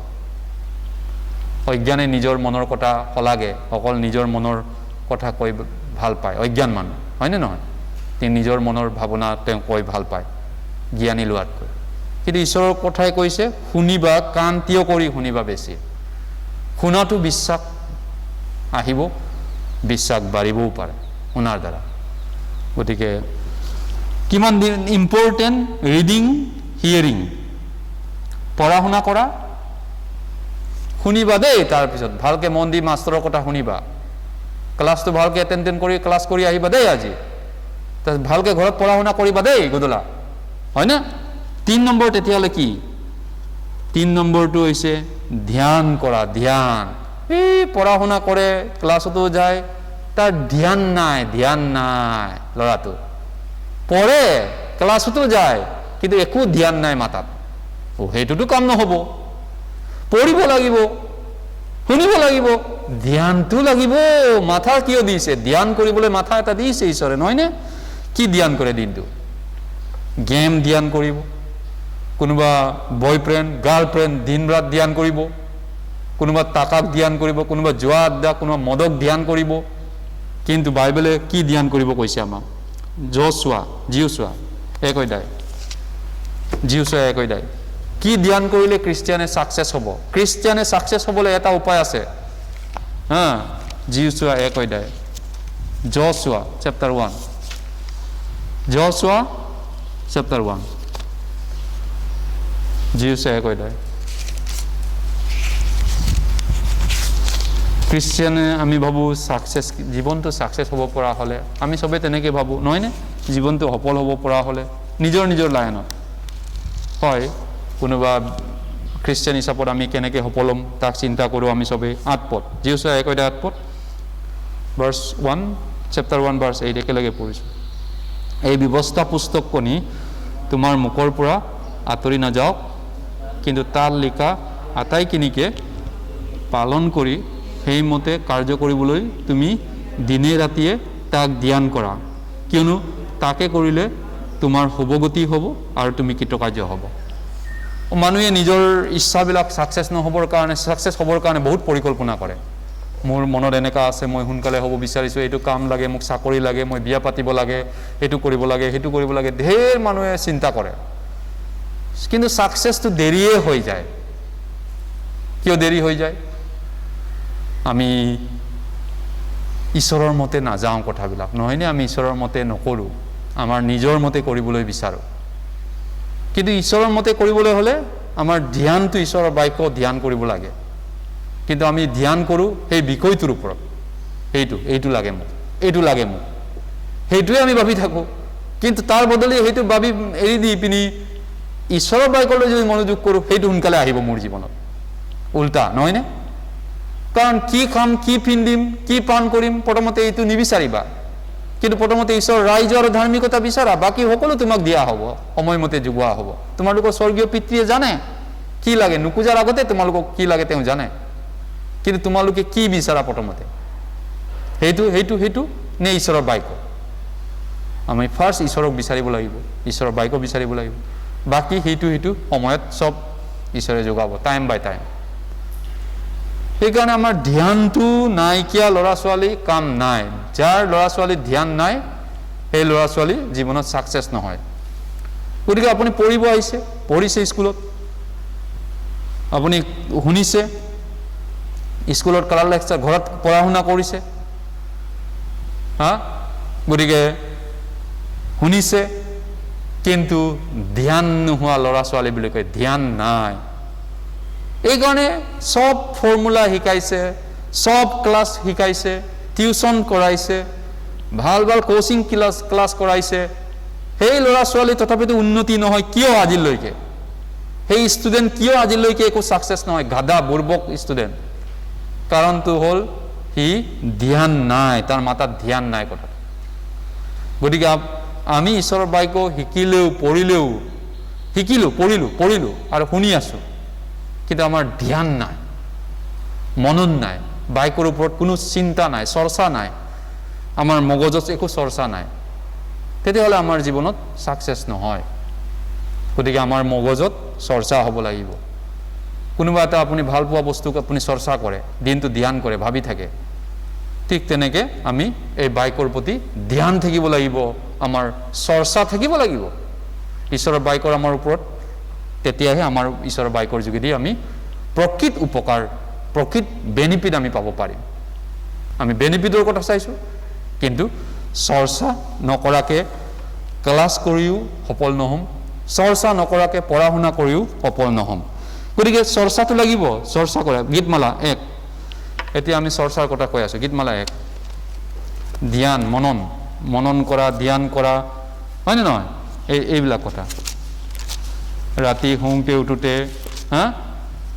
অপেক্ষা কৰিব নালাগে ধ্যান কৰিব লাগে ৰাতি বিচনাত যোৱাৰ আগতে এটা দুটা বাইবেল পঢ় ধ্যান কৰি পিনি শুব লাগে বাইবেলখন পঢ়িব লাগে বুলি নকওঁ ধ্যান মগজত থকাবিলাক উলিয়াই পিনি ধ্যান কৰি পিনি শুব লাগে তেতিয়া বেছি ভাল গীতমালা 1 ৰাতিপুৱা শুই উঠা সময়ত এটামান বাইবেল পঢ় ধ্যান কৰি দিব লাগে এটা গীত গাব পাৰিলে গাব লাগে তেনেকুৱা 2 পদ Psalm number 1 verse 2 একেলগে পঢ়িছোঁ 2 পদ কিন্তু জিহুৱাৰ ব্যৱস্থাত সন্তুষ্ট হয় আৰু দিনে ৰাতিয়ে তেওঁৰ ব্যৱস্থাত ধ্যান কৰে সেই মানুহেই ধন্য দিনে ৰাতিয়ে তেওঁৰ ব্যৱস্থা ধ্যান কৰে Joshua 1 অধ্যায়টো আমি ইতিমধ্যে চাইছোঁ Joshua 1 অধ্যায়টো সেই মানুহ কৃতকাৰ্য হ'ব সফল হ'ব যে নেকি কি হিচাপত সফল হ'ব আত্মিক জীৱন খ্ৰীষ্টিয়ান জীৱনত সফল হ'ব বিজনেছত কেতিয়াবা আমি ফেইলাৰ হ'বও পাৰোঁ, কেতিয়াবা আমি পৃথিৱীত কিবা এটা মানুহৰ পৰা বদনাম পাবও পাৰোঁ, মানুহে তাৰণা কৰিবও পাৰে, কিন্তু সেইটো ডাঙৰ কথা নহয়। কিন্তু আমাৰ খ্ৰীষ্টান জীৱনটো ফেইল হ'ব নালাগে, নহয়নে? ঈশ্বৰৰ আগত আমি অযোগ্য হ'ব নালাগে, নহয়নে? ঈশ্বৰৰ সন্তানৰূপে আমাৰ যোগ্যতা হেৰাব নালাগে, নহয়নে? যি আমন্ত্ৰণ কৰিছে তাক আমি লক্ষ্যটো আমি ফেইল হ'ব নালাগে ঈশ্বৰৰ আগত। আমাৰ জীৱনটো ঈশ্বৰৰ আগত ফেইল হ'ব নালাগে। এই জগতত টকা ফেইল হ'ব পাৰোঁ, বিজনেছ ফেইল হ'ব পাৰোঁ, বিয়া বাৰুৰ ক্ষেত্ৰত ফেইল হ'ব পাৰোঁ, পঢ়া শুনাত ফেইল হ'ব পাৰোঁ, বিভিন্ন ক্ষেত্ৰত আমি ফেইল হওঁ, কৃতকাৰ্য নহয়। হ'ব পাৰে এই পৃথিৱীত আমাৰ এনেকুৱা জীৱনটো হওক, কিন্তু খ্ৰীষ্টান হিচাপত ফেইল মাৰাটো ভাল নহয়। খ্ৰীষ্টান হিচাপত ফেইলাৰ হ'ব নালাগে। আৰু খ্ৰীষ্টান হিচাপত ফেইলাৰ নহ'বৰ কাৰণে কি কৈছে? ঈশ্বৰৰ বাক্য ধ্যান কৰা, পঢ়া শুনা কৰা, শুনা, 3 নম্বৰতে ধ্যান কৰা, যদি ফেইল হ'ব নিবিচাৰে খ্ৰীষ্টান জীৱনটোত। খ্ৰীষ্টান জীৱনত ফেইল হোৱা মানুহ এটা উদাহৰণ লোট, পুৰণা নিয়মত লোট আছে, নতুন নিয়মত ডিমা আছে, বহুত আছে মানুহ তেনেকুৱা খ্ৰীষ্টান জীৱনত ফেইল হোৱা মানুহ। আমি যিকোনো সময়তে ফেইল হ'ব পাৰোঁ, অযোগ্য হ'ব পাৰোঁ খ্ৰীষ্টান হিচাপত। সেইকাৰণে পৌলে কৈছে 1 Korinthia 9:27 মই লোকৰ আগত ঘোষণা কৰি নিজে যেন অগ্ৰাহ্য নহওঁ, সেইটোৰ কাৰণে মই কেয়াৰ কৰোঁ, নিজকে সাৱধানে ৰাখোঁ, গুচিয়াই নিজক বক কৰোঁ, সাৱধানে মই ৰাখোঁ, নিজক সচেতন কৰি ৰাখোঁ, নিজক কেয়াৰ কৰোঁ, মই সাৱধান কৰোঁ, মই এইটো ইম্পৰ্টেণ্ট হয় ধ্যান কৰাটো। 3 নম্বৰ ধ্যানৰ কথাটো ক'লোঁ। তাৰপিছত লিবিয়া, আন এটা বাইবেল পদ চাম, লিবিয়া 11 অধ্যায়, লেভিটিকাছ চেপ্টাৰ 11, লিবিয়া 11 অধ্যায়, ধ্যানৰ কথাই চাই আছোঁ। লিবিয়া 11 অধ্যায়,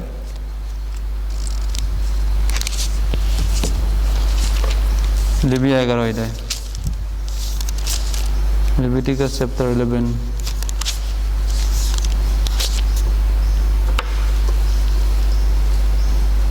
তিনি পদ।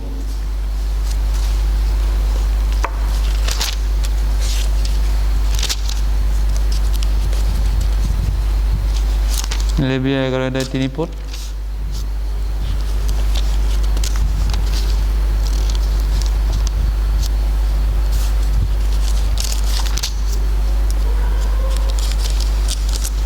এঘাৰ অধ্যায় 3 পদ আমি পঢ়ি দিছোঁ, মই পঢ়িছোঁ 11 অধ্যায় 3 পদ।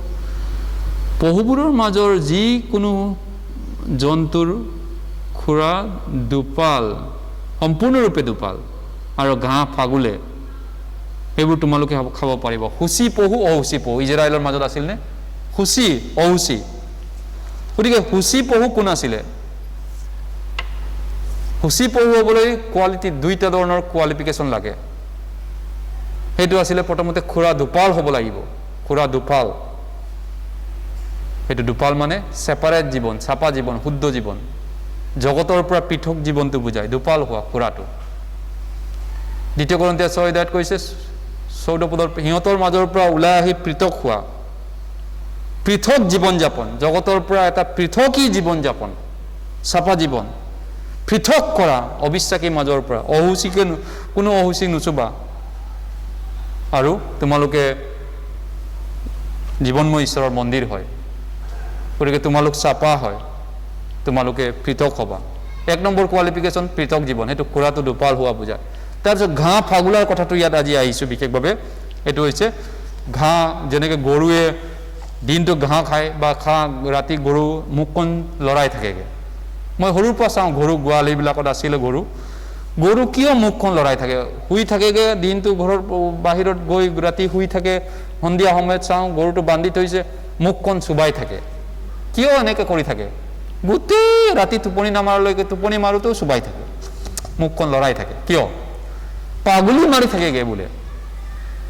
এইকাৰণে গৰুৱে সামান্য শুকান খেৰ খায়, সামান্য ঘাঁহ খায়, একো নাই, ঘাঁহ দুবৰি বন, তাতকৈ মানুহ কিমান স্বাস্থ্যৱান বস্তু খায়, তথাপিতো আমি ইমান হেল্ডি নহওঁ। আমাৰ গৰুৰ দৰে আমি হাল টানিব নোৱাৰোঁ, কিন্তু গৰুৱে বহুত পাৱাৰ আছে। কাৰণটো হ'ল পাগলিয়াই মাৰি থাকে, পাগলি মাৰে, চুবাই পিনে চেপি থাকে, চুবাই থাকে।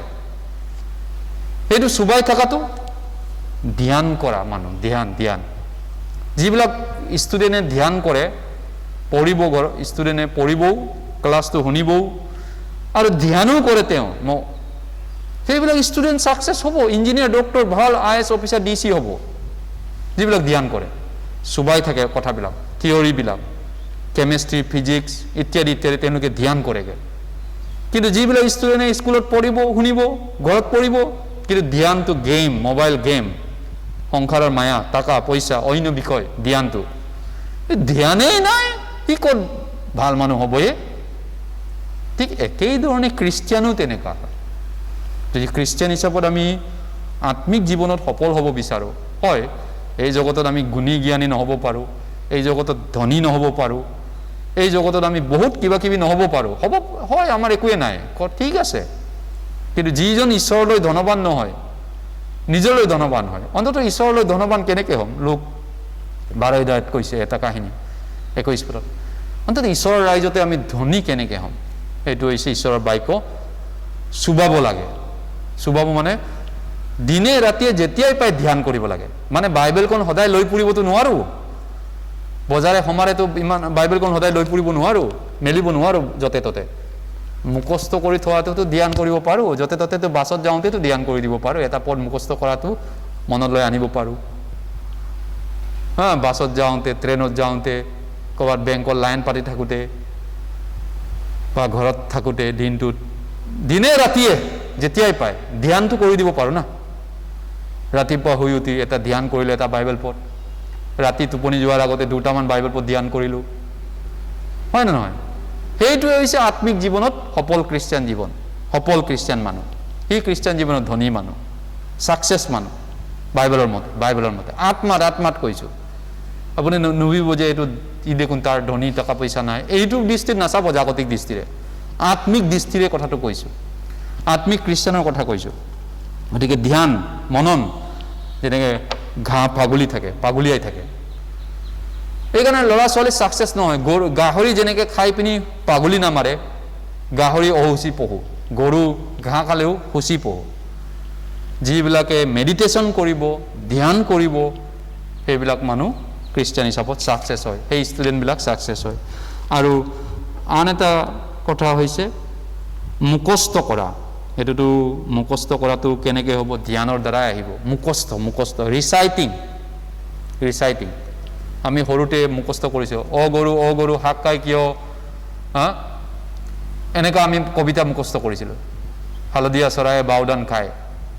এই কবিতাবিলাক এতিয়াও মনত আছে, সম্পূৰ্ণ কিছুমান কবিতা যিবিলাক মুখস্থ কৰিছিলোঁ। এইকাৰণে এই মুখস্থটো বহুত কাম দিয়ে, কামত আহে। আমি এই অ গৰু শাক খাই কিয়, এইটোতো কি কামত আহে কবিতা, এইটো কি কামত আমাৰ জাগতিক কামত আহে, বা আমাৰ জীৱনত কি কামত আহিছে নো এইটো?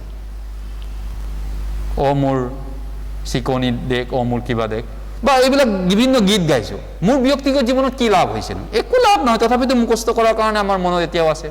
কিন্তু এই বাইবেলটোৰ কিমান লাভ হ'ব অনন্তকালৰ কাৰণে ইয়াক মুখস্থ কৰি থ'লে?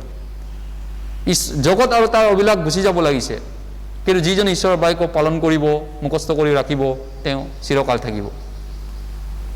কিন্তু আমি সেই কথাবিলাক, সেই মুখস্থ কৰাটো এতিয়াও মনত আছে, তেন্তে ঈশ্বৰৰ বাক্য যদি আমি মনত ৰাখোঁ, স্বৰ্গত যেতিয়া আমি যাম তেতিয়াওতো মনত থাকিব না আমাৰ অমৰকাল, চিৰজীৱন, হয় নে নহয়, আমাৰ এই পৃথিৱীটো। গতিকে আমি মুখস্থ কেনেকৈ কৰিম, বহুত ইম্পৰ্টেণ্ট। হিতুপদেশ প্ৰভাৱছ 3 অধ্যায়, হৃদয়ৰ পলিত কেনেকৈ লিখি থ'ম, মুখস্থ কেনেকৈ কৰি থ'ম, হিতুপদেশ 3 অধ্যায়, হিতুপদেশ 3 অধ্যায়।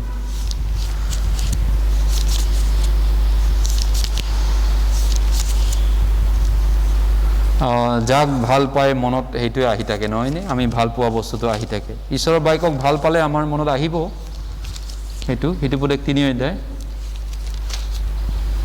3 পদ, প্ৰভাৱ চেপ্টাৰ 3 ভাৰ্চ 3 একেলগে পঢ়িছোঁ। 3 পদ, দয়া আৰু সত্যতাই তোমাক ত্যাগ নকৰক, দুয়োকো তুমি ডিঙিত বান্ধি ৰাখা আৰু নিজৰ হৃদয়ৰ পলিত লিখি থোৱা। এই লাষ্টৰ লাইনটো, নিজৰ হৃদয়ৰ ফলি মানে আমি LP স্কুলত ফলি ব্যৱহাৰ কৰিছিলোঁ, চিলেট। মোৰ এতিয়াও মনত আছে, মই LP স্কুলত চিলেট ব্যৱহাৰ কৰিছিলোঁ 4ৰ্থ শ্ৰেণীলৈকে, চিলেট, পেঞ্চিল আৰু চিলেট।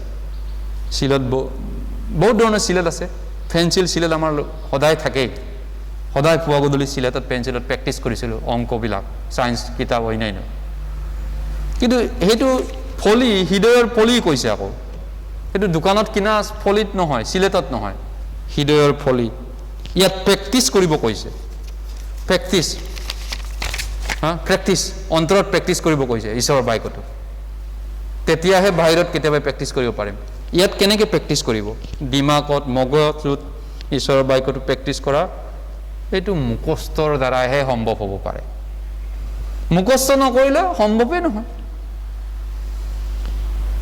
গীতমালা 119 আমি ইতিমধ্যে 11 পদত কি কৈছে তোমাৰ বাক্য মোৰ হাসিত থৈছো হাসিব কোনে তব পাৰিব যোনে মুখস্থ কৰিছে কেইটা মুখস্থ পদ আছে আপোনাৰ লগত ঈশ্বৰৰ বাক্য মই এজন পাষ্টৰক লগ পাইছিলোঁ তেওঁ হাজাৰৰ ওপৰত মুখস্থ কৰি দিছে মোক হাজাৰৰ ওপৰত বেছি মুখস্থ আছে তেওঁৰ মগজত দিমাগত 1000তকৈ বেছি মুখস্থ কৰিছে পদ আধা ঘণ্টাতে 1000 পদ তেওঁ গাই দিছে মুখস্থ কৰি তাতকৈ বেছি মুখস্থ কৰিছে এটা মানুহ মই লগ পাইছিলোঁ জাগতিক মানুহ এংলো আছামিজ ডিকচনেৰী বুলি কোৱা ডিকচনেৰীটো তেওঁ মুখস্থ কৰি দিছে এনেকা মগজৰ মানুহ লগ পাইছোঁ এনেকা মানুহ মই লগ পাইছোঁ এখন কিতাপৰ কবিতা কিতাপ গোটেইটো মুখস্থ কৰি থৈ দিছে তেওঁ বহুত আছে জগততো তেনেকুৱা মুখস্থ কৰা মানুহ আছে চব গাই দিব পাৰে সি অসমৰ MLA কেইটা আছে পঞ্চায়ত কেইটা আছে কি কিবা আছে জিলা সব মুখস্থ কৰিব পৰা মই বুঢ়া মানুহ এটাকো লগ পাইছিলোঁ মুখস্থ কৰি সবটো গাই দিব পাৰে কিয় তেওঁ প্ৰেক্টিছ কৰিছে হৃদয়ৰ পলিচ চিলেটত লিখি থাকে অভ্যাস কৰিলে নোৱাৰা কাম নাই মানুহে কয় চেষ্টা কৰিলে নোৱাৰা কাম নাই হয় নে নহয় গতিকে আমি মুখস্থ কৰি থাকিলে বাইবেলবিলাক আমাৰ অন্তৰত থাকি যাব মুখস্থ কৰিবলৈ প্ৰেক্টিছ কৰকচোন দেওবাৰে মুখস্থ কৰিছোঁ সেইটোকে সপ্তাহত এবাৰ মুখস্থ কৰক ডেইলি এটা মুখস্থ কৰিব পাৰিলেতো বেছি ভাল যাই নহওক কেইটামান মুখস্থ পদটো আপুনি ৰাখিব লাগিব নহ'লে আপোনাৰ জীৱনত নহ'ব তাৰপিছত প্ৰেক্টিছ কৰিব লাগিব হেকটো প্ৰেক্টিছ কৰা আচৰণ কৰা লাষ্ট কথা গোটেইখিনি কৰিলোঁ শুনিলোঁ পঢ়িলোঁ ধ্যান কৰিলোঁ মুখস্থ কৰিলোঁ কিহৰ কাৰণে সেই সকলোবিলাকৰ মাজৰ পৰা কোনোবা এটাক মই প্ৰেক্টিছ কৰি চাব লাগিব ব্যৱহাৰ কৰি চাব লাগিব গীতমালা 19 সাম নম্বৰ 19 নিজৰ খ্ৰীষ্টান জীৱনত কোনোবা এটাক ব্যৱহাৰ কৰি চাবলৈ চেষ্টা কৰিব লাগিব পদবিলাক গীতমালা 19 সাম নম্বৰ 19 ব্যৱহাৰ নকৰিলেতো কাম নাই বস্তুটো থাকিলেও পেলনীয়া হৈ থাকিব মামৰে খাব নহয় জানো ব্যৱহাৰ কৰিব লাগিব গীতমালা 19 নম্বৰ 9 10 11 9 to 11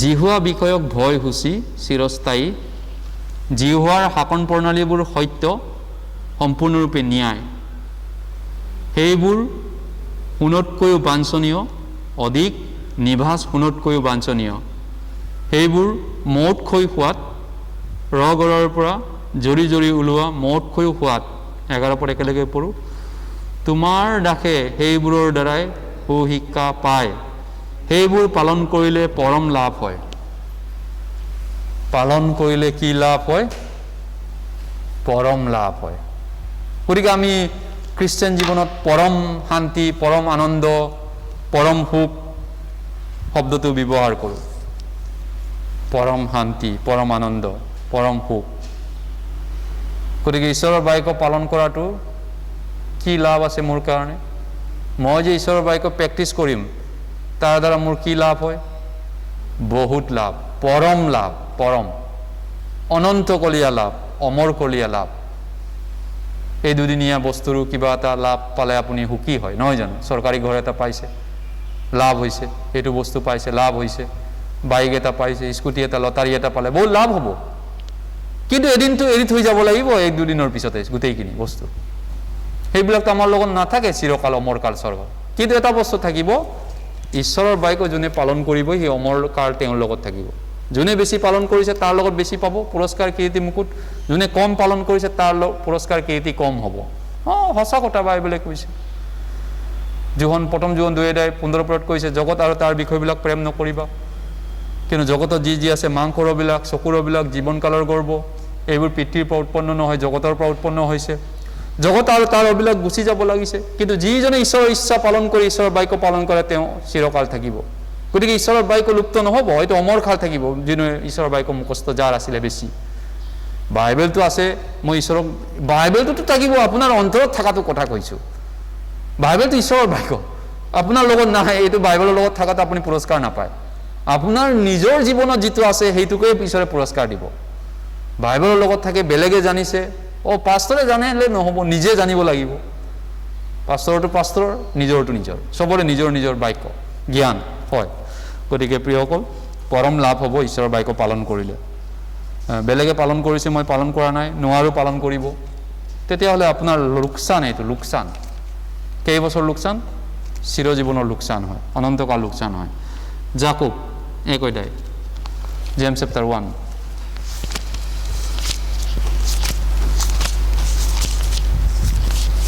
জেমছ চেপ্টাৰ 1 জাকুব 1 জাকুব 1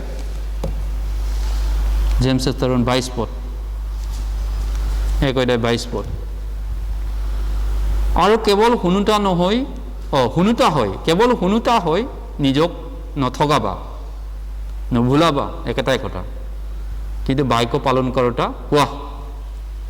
শুনোতা মানুহ, শুনি ভাল পোৱা মানুহ, আমিতো শুনি চবেই ভাল পাওঁ, ময়ো শুনি ভাল পাওঁ, ঈশ্বৰৰ বাক্য শুনিলে মজা লাগে, কিন্তু পালন কৰিবলৈ হ'লে অলপ বেলেগ অসুবিধা অনুভৱ কৰোঁ। এইকাৰণে কেতিয়াবা বহুত প্ৰাৰ্থনা কৰিবলগীয়া হৈ যায় পালন কৰাটো। শুনাটো মজা লাগে, খ্ৰীষ্টান জীৱনত শুনিবলৈ, গান গাবলৈ, খ্ৰীষ্টান জীৱন সুখী, শান্তি, আনন্দ মজা লাগে, নহয়নে? কিন্তু পালন কৰাটো হ'লে সহজ নহয়। যীশুৰ কাৰণে ঈশ্বৰৰ ইচ্ছা পালন কৰাটো সহজ নাছিলে, ঈশ্বৰৰ সন্তান হৈও। লোক 22:41 পদত তেওঁ কৈছিলে, শিলৰ দলিমান তেওঁ আঁতৰ হৈ প্ৰাৰ্থনা কৰি কৈছিলে, যদি হ'ব পাৰে হে মোৰ পিতৃ ঈশ্বৰ, এই পাণ পাত্ৰ মোৰ পৰা দূৰ কৰক। যদি হ'ব পাৰে এই পাণ পাত্ৰ মোৰ পৰা দূৰ কৰক, কিন্তু মোৰ ইচ্ছাৰ দৰে নহয়, তথাপিতো মোৰ ইচ্ছাৰ দৰে তোমাৰ ইচ্ছা সিদ্ধ হওক। গতিকে ঈশ্বৰৰ ইচ্ছা পালন কৰাটো ৰিয়েলি কঠিন আছে, পালন কৰাটো। তেওঁ কৈছে যদি পাৰে আঁতৰ কৰি দিয়ক, কিন্তু ঈশ্বৰৰ ইচ্ছা হ'লে এই পাণ পাত্ৰ মোক খাব দিয়ক, এই ক্ৰুচ দাঙিব দিয়ক, এই অপমান ল'ব দিয়ক মোক, এই দুখ কষ্ট ল'ব দিয়ক মোক, কিন্তু মোৰ ইচ্ছা নাই ঈশ্বৰ, মই কি কৰিম? মোৰ একেবাৰে ইচ্ছা নাই এইটো কৰিবলৈ, একেবাৰে তোমাৰ ইচ্ছা নোহোৱাটোৱে মোৰ ইচ্ছা হয়। ঈশ্বৰে এইটো কয় কেতিয়াবা, মোৰ ইচ্ছা নাই এইটো, মই মানুহটোৰ লগত কথা পাতিবলৈ, এই মানুহটোক মই চাবলৈ মন নাই, কিন্তু ঈশ্বৰে ক'ব এইটোৱে মোৰ ইচ্ছা, কি কৰিম মই এতিয়া? তুমি কোনটো কৰিবা, তোমাৰটো নে মোৰটো পালন কৰিবা? প্ৰাৰ্থনা কৰিব লাগিব তেতিয়া। যীশুৱে প্ৰাৰ্থনা কৰিছিল গোটেই নিশা তেওঁ প্ৰাৰ্থনা কৰিছিল, আৰু প্ৰাৰ্থনা কৰাৰ পিছত তেওঁ শক্তি পাইছিলে, ঈশ্বৰৰ ইচ্ছাটোকে পালন কৰি। প্ৰাৰ্থনা নকৰিলে কেতিয়াবা এই মাজে সময়ে বহুত ক্ষেত্ৰতে আমি সদায়ে আচলতে ঈশ্বৰৰ বাক্য পালন কৰিব নোৱাৰো হৈ যায়। কিছুমান পাৰো সহজ কথাবিলাক, কিছুমান জীৱনত বহুত জটিল কিছুমান ঈশ্বৰৰ ইচ্ছা, ঈশ্বৰৰ বাক্যবিলাক পালন কৰাও আহে, তেতিয়া বহুত প্ৰাৰ্থনা দৰকাৰ হয়, বহুত প্ৰাৰ্থনা। তেতিয়া ঈশ্বৰৰ পৰা শক্তি দিয়ে, জ্ঞান দিয়ে, সহায় আহে, আশীৰ্বাদ আহে। যেনেকৈ যীশুৱে ক্ৰুচটো ল'বৰ কাৰণে, দাঙিবৰ কাৰণে সহায় পাইছিলে, শক্তি পাইছিলে, ওপৰৰ পৰা শক্তি দিছিলে। তেওঁৰ তেজ ঘাম তেজলৈকে হৈ গৈছিলে প্ৰাৰ্থনা কৰি গোটেই নিশা, আৰু স্বৰ্গদূতে তেওঁক শক্তি দান কৰিছিলে প্ৰাৰ্থনা কৰাৰ কাৰণে। আমিও মাজে সময়ে জীৱনত যিবিলাক কঠিন অগ্নি পৰীক্ষাত পৰোঁ, ঈশ্বৰৰ ইচ্ছা পালন কৰিম না মোৰ মতে মই চলিম? নহিমী আৰু তেওঁৰ সেই কাহিনী, ৰুটৰ সেই কাহিনীবিলাক আপুনি নিশ্চয় মনত পৰে। কি কৰিম মই? এই দুখীয়া অভাৱত চলিম নে ঈশ্বৰৰ ইচ্ছাটোকে পালন কৰিম, নে মই সুখবিলাকলৈ গুচি যাম? এগৰাকী বোৱাৰী বিয়া হ'লগৈ, সুখবিলাকলৈ গুচি গ'ল, কিন্তু আনগৰাকী ঈশ্বৰৰ ইচ্ছাটো পালন কৰিম বুলি থাকি গ'ল। সেইটো এটা জটিল অগ্নি পৰীক্ষা আহে কেতিয়াবা, নহয়নে? কথাটো শুনিবলৈ ভাল, সহজ কথাবিলাক কেতিয়াবা, কিন্তু কেতিয়াবা জীৱনত এনেকুৱা পৰিস্থিতি আহে যিটো সময়ত আমি প্ৰাৰ্থনা নকৰাকৈ ঈশ্বৰৰ বাক্য ৰাখিব নোৱাৰোঁ, ঈশ্বৰৰ ইচ্ছা পালন কৰিব নোৱাৰোঁ। সেইকাৰণে ঈশ্বৰৰ বাক্য শুনাটো সহজ, পালন কৰাটো কঠিন। কিয়? প্ৰাৰ্থনাও দৰকাৰ হয়, নহয় জানো? 25 পদ জাকুব 1:25 ভাৰ্ছ 25, জেমছ চেপ্টাৰ 1 ভাৰ্ছ 25। কিন্তু যিকোনে স্বাধীনতাৰ স্বৰূপ সিদ্ধ বিধানলৈ চাপৰি দৃষ্টি কৰে আৰু চাই থাকে আৰু শুনি পাহৰোতা নহয় পালন কৰোতা হয়, তেওঁহে নিজ কাৰ্যত ধন্য হ'ব। হয়, পাহৰোতা নহয়, শুনি পালন কৰোতা। শুনি পিনি পাহৰোতা মানুহ আছেনে? আমি হয় তেনেকুৱা মানুহ। আমি শুনো, কিমান চানডে শুনিছোঁ, কিমান বাৰ শুনি থাকোঁ, পাহৰি যাম। আমি আজি কথা শুনাবিলাকতো পাহৰি যাম না, কালি পৰহি এটা এটাকে পাহৰি আমি অহা চানডেলৈকে এটাও মনত থাকিব না তাকে নাজানো। যোৱা চানডে কি কি শিকিছিলোঁ মনত আছে না? গোটেইটি এটা বাইবেল পদ, এটা কথা মনত আছে না? হয়তো আমাৰ মনত নাই, পাহৰি গ'লোঁ। কোনোবা এজনে মোক ফোন কৰিছিলে অৱশ্যে, কোনোবা আমাৰ মণ্ডলীৰে ইভাঞ্জেলিষ্ট এটা। আমাৰ এই মানুহবিলাকক, মণ্ডলী মানুহবিলাকক ইমান শিক্ষা দিও শুধৰণি নহয়, ভয় নকৰে, মাস্ক নিপিন্ধে। অসমৰ মণ্ডলী ইমান বুজাইছোঁ, মাস্ক নিপিন্ধে। কিন্তু আপুনি যোৱা চানডে, কালি মোক ফোন কৰিছে তেওঁ, কালি আপুনি যোৱা চানডে যিটো শিক্ষা দিছিলে, আমি ৱেডনেছডে DVD চাৰ্মন চালোঁ, সেইটোৰ শিক্ষাৰ দ্বাৰা ভয় খাইছে, বুজি পাইছে। মাস্কটো কিমান দৰকাৰ, ঈশ্বৰে এনেই ৰক্ষা নকৰে বিনা কাৰণত। অলপমান মই মনত সান্তনা পালোঁ। তেনেহ'লে ক'ৰবাত নহয় ক'ৰবাত কাম দিছে ঈশ্বৰৰ বাক্যই। ঈশ্বৰৰ বাক্যটো কাম দিছে ক'ৰবাত নহয়, অৱশ্যে নেদেখাকেও বহুত জেগাত দিব পাৰে। কিন্তু তেওঁ জনা সজাকে মোক ফোন কৰিলে যে মোৰ মণ্ডলীৰ মানুহখিনি অলপমান সতৰ্ক হৈ গ'ল, মাস্ক পিন্ধাটো কিমান ইম্পৰ্টেণ্ট, সাৱধান হোৱাটো কিমান ইম্পৰ্টেণ্ট, বহুতখিনি লাভত আহিল কৈছে এই বাক্যটো, যোৱা চানডে বাক্যটো। মইতো নাজানো এইটো আহিছেনে অহা নাই, মই ভাবি পিনি ইমান চিন্তা কৰি দিয়া। মই প্ৰাৰ্থনা কৰিছোঁ, ঈশ্বৰৰ বাক্য কৈছোঁ, ঈশ্বৰৰ বাক্য যিটো লিখিছে আৰু যিটো প্ৰয়োজন পৰিস্থিতি সাপেক্ষে গীতমালা 91টো বহুতেই অপব্যৱহাৰ কৰে, অপব্যাখ্যা কৰে, আৰু সেইখিনি বুজাইছোঁ। বৰষুণ দি আছে, বৰষুণ ধুমুহা, শিল বৰষুণ বৃষ্টি দি আছে, আপুনি প্ৰাৰ্থনা কৰিছে, ঈশ্বৰ মোক ৰক্ষা কৰক, বৰষুণ মোৰ গাত ভিজিব নিদিয়ক, শিল বৰষুণ পৰিব নিদিয়ক। আপুনি ছাতি নোহোৱাকৈ ওলাই গৈছে, কিন্তু সেইধৰণে ঈশ্বৰে আপোনাক ৰাখিবনে? আপোনাৰ স্কুটিখন লৈ, আপুনি বাইকখন লৈ দৌৰি গৈছে, প্ৰাৰ্থনা কৰি যে ঈশ্বৰ মোক সুন্দৰ এক্সিডেণ্ট হ'ব নিদিয়ক, ভালকৈ ঘূৰাই আনক। কিন্তু আপুনি যেনি মৰ্জি ৰাস্তাত তেনেকৈ চলাই ফুৰিছে গাড়ীখন, সেইদৰে আপোনাক ঈশ্বৰে ৰাখিবনে? গীতমালা 91 তেনেকুৱা কথা কৈছে ঈশ্বৰে। বহুত খ্ৰীষ্টানে তেনেকৈ ধৰণে ভুল বুজি থাকে, ঈশ্বৰৰ বাক্যবিলাকক অপব্যৱহাৰ কৰে, অপব্যাখ্যা কৰে। গতিকে আপুনি এই কৰোণা কাল মহামাৰীৰ সময়ত গোটেই বিশ্বত যিটো মানুহ হিচাপত বাচিব লগা যিটো ৰাস্তা, যিটো পন্থা, 1 নম্বৰ মাস্ক কেতিয়া পিন্ধিব? মাস্ক কেনেকুৱা সময়ত পিন্ধিব?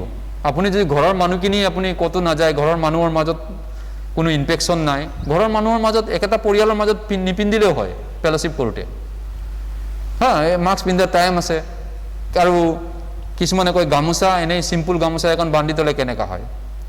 মেডিকেল চায়েন্সে কৈছে একো নাই, আপুনি ভিৰ ভাৰ নোহোৱা ৰাস্তাত খোজকাঢ়িছে, ইমান ভিৰ নাই, মানুহ নাই, একো নাই, চিম্পুল গামোচা এখন ঢাকিলেও হ'ব তেতিয়া, হয় নে নহয়? আপুনি খোজকাঢ়ি গৈছে য'ত ইমান মানুহ নাই। কিন্তু যদি আপুনি হস্পিটেলত গৈছে, বজাৰত গৈছে, তাতে কত কি ভাইৰাছ থকা মানুহ সোমাইছিলে, কত কি ধৰণৰ কেই নম্বৰ মানুহ আহিছিলে তেওঁ, আৰু সন্দেহজনক জেগাত গৈছে, ভিৰ ভাৰ জেগাত গৈছে, আপুনি কি ভালকৈ মাস্কখন পিন্ধিব, 2টা মাস্ক পিন্ধাটো কোনো আপত্তি নাই। তেতিয়াতো চিম্পুল গামোচা আপুনি লগালে নহ'ব, বা চিম্পুল পাতলা কাপোৰ এখন ঢাকিলে নহ'ব, ভাইৰাছ পাৰ হৈ যাব। তেতিয়া আপুনি ভালকৈ প্ৰটেক্টেড কৰি যাব লাগিব, এইটো মেডিকেল ডক্টৰে কৈছে। কিন্তু কিছুমানে এনেই অকলে থাকোঁতে ঘৰত বাইবেল পঢ়োঁতে মাস্ক পিন্ধিছে আকৌ ফেলোশ্বিপত। নাই, তেনেকৈ ভাইৰাছ নহয়। অকলে থকা সময়ত ঘৰত থাকোঁতে আপুনি ভাইৰাছ এনেই নহয়। ভাইৰাছটো কাৰ পৰা হয়? যোনে বেমাৰটো আছে তাৰ পৰাহে তালৈ, মানুহৰ পৰা মানুহলৈ সংক্ৰমণ হয়। বেমাৰী থকা মানুহটো কোন আছে আমি চিনি নাপাওঁ, সেইকাৰণে মাস্ক পিন্ধি বজাৰত যাওঁ। কোনোবা ওচৰত যাতে বেমাৰী থকা মানুহ আহিলে ভাইৰাছটো মোৰ তাত উৰিব নোৱাৰে। সেইকাৰণে এইটো মানুহৰ পৰা মানুহ, হিউমেন টু হিউমেন ট্ৰেঞ্জেকশ্যন হয়, মানুহৰ পৰা মানুহলৈ বিয়পে। সেইকাৰণে প্ৰথমটো উপায়টোৱে হৈছে নাকটোৰ মাজেদি সোমায়, নাকটো নাকটো খোলা থাকি পিনি মুখখন ঢাকিলে কি হ'ল এতিয়া এই ভাইৰাছটো নাকেৰে বেছি সোমাইছে নাকেৰে উশাহটো লয় বেছি নাকেৰে টানি দিওঁ ভিতৰ পালে বহুতে আমাৰ মণ্ডলী ভাই ভনীকে নাকটো ইমান ডাঙৰকৈ মেলি পিনি থৈ দিব নহ'ব এইটো মাস্ক পিন্ধা হোৱা নাই আপোনাৰ মই পুলিচ হোৱা হ'লে আপোনাক 2000 টকা ফাইন দিলোহেঁতেন আপোনাক দাণ্ডাও দিলোহেঁতেন মই পুলিচ নহ'লেও বাচি গৈছে ইয়াত মিছনত সোমাওঁতে তেনেকৈ নাকখন ওলাই দিব আপুনি ডাঙৰ নাকটো ওলাই পিনি আহিব যোৱা চানডে কৈছে ডাঙৰ নাক হা ডাঙৰ নাকটো মিলি পিনি আহিছে অকল মুখখন মাস্কটো পিন্ধিছে এইটো মাস্ক পিন্ধা নেকি আপোনাক চৰকাৰে আপোনাক 2000 টকা ফাইন ল'ব দিছে যদি আপুনি পুলিচৰ পৰা বাচি গৈছে মাস্ক পিন্ধিলে নাকখন মুখটো ভালকৈ ঢাকিব লাগিব অকলে থকা সময়ত নহয় ঘৰত যদি কৰোনা ভাইৰাছ নাই অকলে আছে কিন্তু কোনোবা মানুহ এটা আহিছে পিন্ধিব লাগিব আপুনি নাজানে তেওঁৰ ভাইৰাছ আছে নাই মই নাজানো তেতিয়া ভালকৈ পিন্ধি থাকক অকলে নিজৰ ঘূৰিয়ে গৈনীয়েক বাচ্চাৰ লগত ফেলোশ্বিপ কৰিছে কোনো মানুহ নাই তেতিয়া মাস্ক নালাগে বা আপুনি ৰাস্তাত ভিৰ ভাৰ জেগাত যোৱা নাই তেতিয়া চিম্পল ৰুমাল বা গামোচা এটা মুচি ঢাকিলেও হ'ব কিন্তু বজাৰত গৈছে মানুহৰ লগত কথা পাতিছে ওচৰা ওচৰি টাচ কৰিবলগীয়া হৈছে হস্পিটেলত গৈছে তেতিয়া নাকে মুখে ভালকৈ ঢাকিব লাগিব আৰু সেই ভিৰ ভাৰ জেগাৰ পৰা ঘূৰি অহাৰ পিছত আপুনি গা ভালকৈ ধুব লাগিব চুলি নাকে মুখে কাপোৰ কানি চব চাৰ্ফত লগে লগে ভিজাই দিব লাগিব এতিয়া বহুত মানুহ কৈছে মই কেনেকৈ ভাইৰাছ হ'লো মই গম নাপালোঁ ডাঙৰ ডাঙৰ শিক্ষকে সাহিত্যিকে কৈছে মইতো তেনেকৈ একো মানুহৰ হস্পিটেলত যোৱা নাই বা ক'ৰবাত এনেকৈ হোৱা নাই বা কি কাৰণত মোৰ ভাইৰাছটো হ'ল মই মৰিবলগীয়া হ'ল বহুতে মৰি আছে তেনেকৈ কাৰণ বিচাৰি পোৱা নাই সেইটোৱে ক'ৰবাত তেওঁ গৈছে চুকে কোণে বজাৰত তাৰ কাপোৰ কানিত গাত উৰি আহিলে ভাইৰাছ লাগি আহিছেগৈ তেওঁ ভিৰ ভাৰ জেগাত গৈছে কাপোৰ কানি এনেকৈ পিন্ধিছেগৈ এনেকৈ হাতখন মুখখন চুইছে ধুইছে তেনেকৈতো হৈছে গমেই নাপালে ডাঙৰ ডাঙৰ মানুহেও সাহিত্যিকেও কৈছে গম নোপোৱাকৈ মই মৰি গ'লোঁ ভাইৰাছত কিন্তু মই নাজানিলোঁ ক'ৰ পৰা আহিল কমন কথা চিম্পল কথা যদি তেনেকৈ ভিৰ ভাৰত জেগাত গৈছে জ্বৰ তৰ ভাইৰাছ যদি আহিছিলে সেই গোটেই কাপোৰ কানি বাহিৰে বাহিৰে চাৰ্ফত তিয়াই দিয়ক মেডিকেল চায়েন্সে কৈছে এনে অকলে খোজকাঢ়া জেগাটো কাপোৰো নহয় মানুহৰ ভিৰ ভাৰ জেগাত যদি গৈছে বজাৰত হস্পিটেলত যদি গৈছে সন্দেহজনক জেগাত যদি গৈছে সেই কাপোৰখিনি ঘৰলৈ নানিবই ভিতৰত বাহিৰত চাৰ্ফৰ লগে লগে ধুই দিব আৰু পুৰা গা ধুই দিয়ক চুলি তুলি চাবোন লগাই পুৰা গা ধুই দিয়ক তেতিয়া আপুনি শান্তিত ঘৰত থাকগে তাৰপিছত গোটেই আপুনি চাফা হৈ গ'ল সন্দেহ নাই এই বজাৰে কোমাৰ ভিৰ ভাৰ জেগাত যাব নাকে মুখে চুব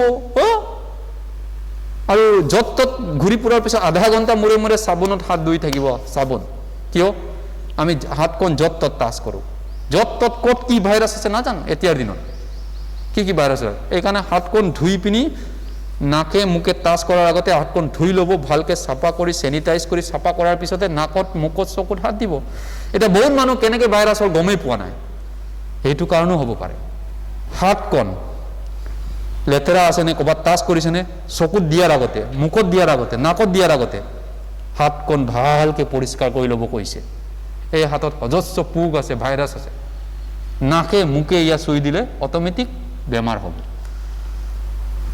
এইবিলাক কমন কথা নহয় জানো সেইটোকে টিভি ৰেডিঅ' ডেইলি কৈ আছে মই সেইটোৱে টিভিৰ পৰা শিকি আছোঁ টিভিৰ পৰা চাই আছোঁ সেইবিলাক জ্ঞানে লৈ আছোঁ বাকী জ্ঞান কি লৈছে আপোনালোকে নাজানো মই ফেচবুকৰ পৰা ইউটিউবৰ পৰা সেইবিলাকে শিক্ষা লৈ আছোঁ কিয় ফেচবুক ইউটিউব চাই মানুহে কি শিক্ষা ল'বলৈ টিভি কিয় চাই এইবিলাক জ্ঞান ল'বৰ কাৰণে মানুহ জীয়াই থাকিবলৈ নহয়নে গতিকে লৈ অকলে ফেলোশ্বিপ থাকোঁতেই মাস্ক পিন্ধিব দৰকাৰ নাই আপুনি কেনেকুৱা মাস্ক লাগে গাঁৱত যদি আপুনি ঘৰতে আছে ঘৰৰ ভিতৰত মাস্ক নালাগে তেতিয়া কিন্তু যদি তাত অচিনাকি মানুহ এটা সোমাই গ'ল অলপ দূৰত্ব বজাই ৰাখি কথা পাতিব আৰু মাস্ক নিপিন্ধাকৈ নাপাতিব তেতিয়া আপুনি চিন্তাই কৰিব নালাগে মোৰ ভাইৰাছে সোমাই গ'ল নেকি এই মানুহটোৰ ভাইৰাছ আছিলেই বা সি ক'ৰবাত গৈছিলেই বা সি ক'ৰবাৰ পৰা কাকবাই কমিউনিকেট কৰি তাৰ ভিতৰত আছিলেই বা সি লৈ কাপোৰতে লৈ আনিছে বা তাৰ মাথাতে বা লৈ আনিছিলে ভাইৰাছটো সি ক'ৰবাত সন্দেহটো আহে সেইকাৰণে আপুনি মাস্কখন পিন্ধিছিলে চিন্তা নাই আপোনাৰ সন্দেহ আঁতৰি গ'ল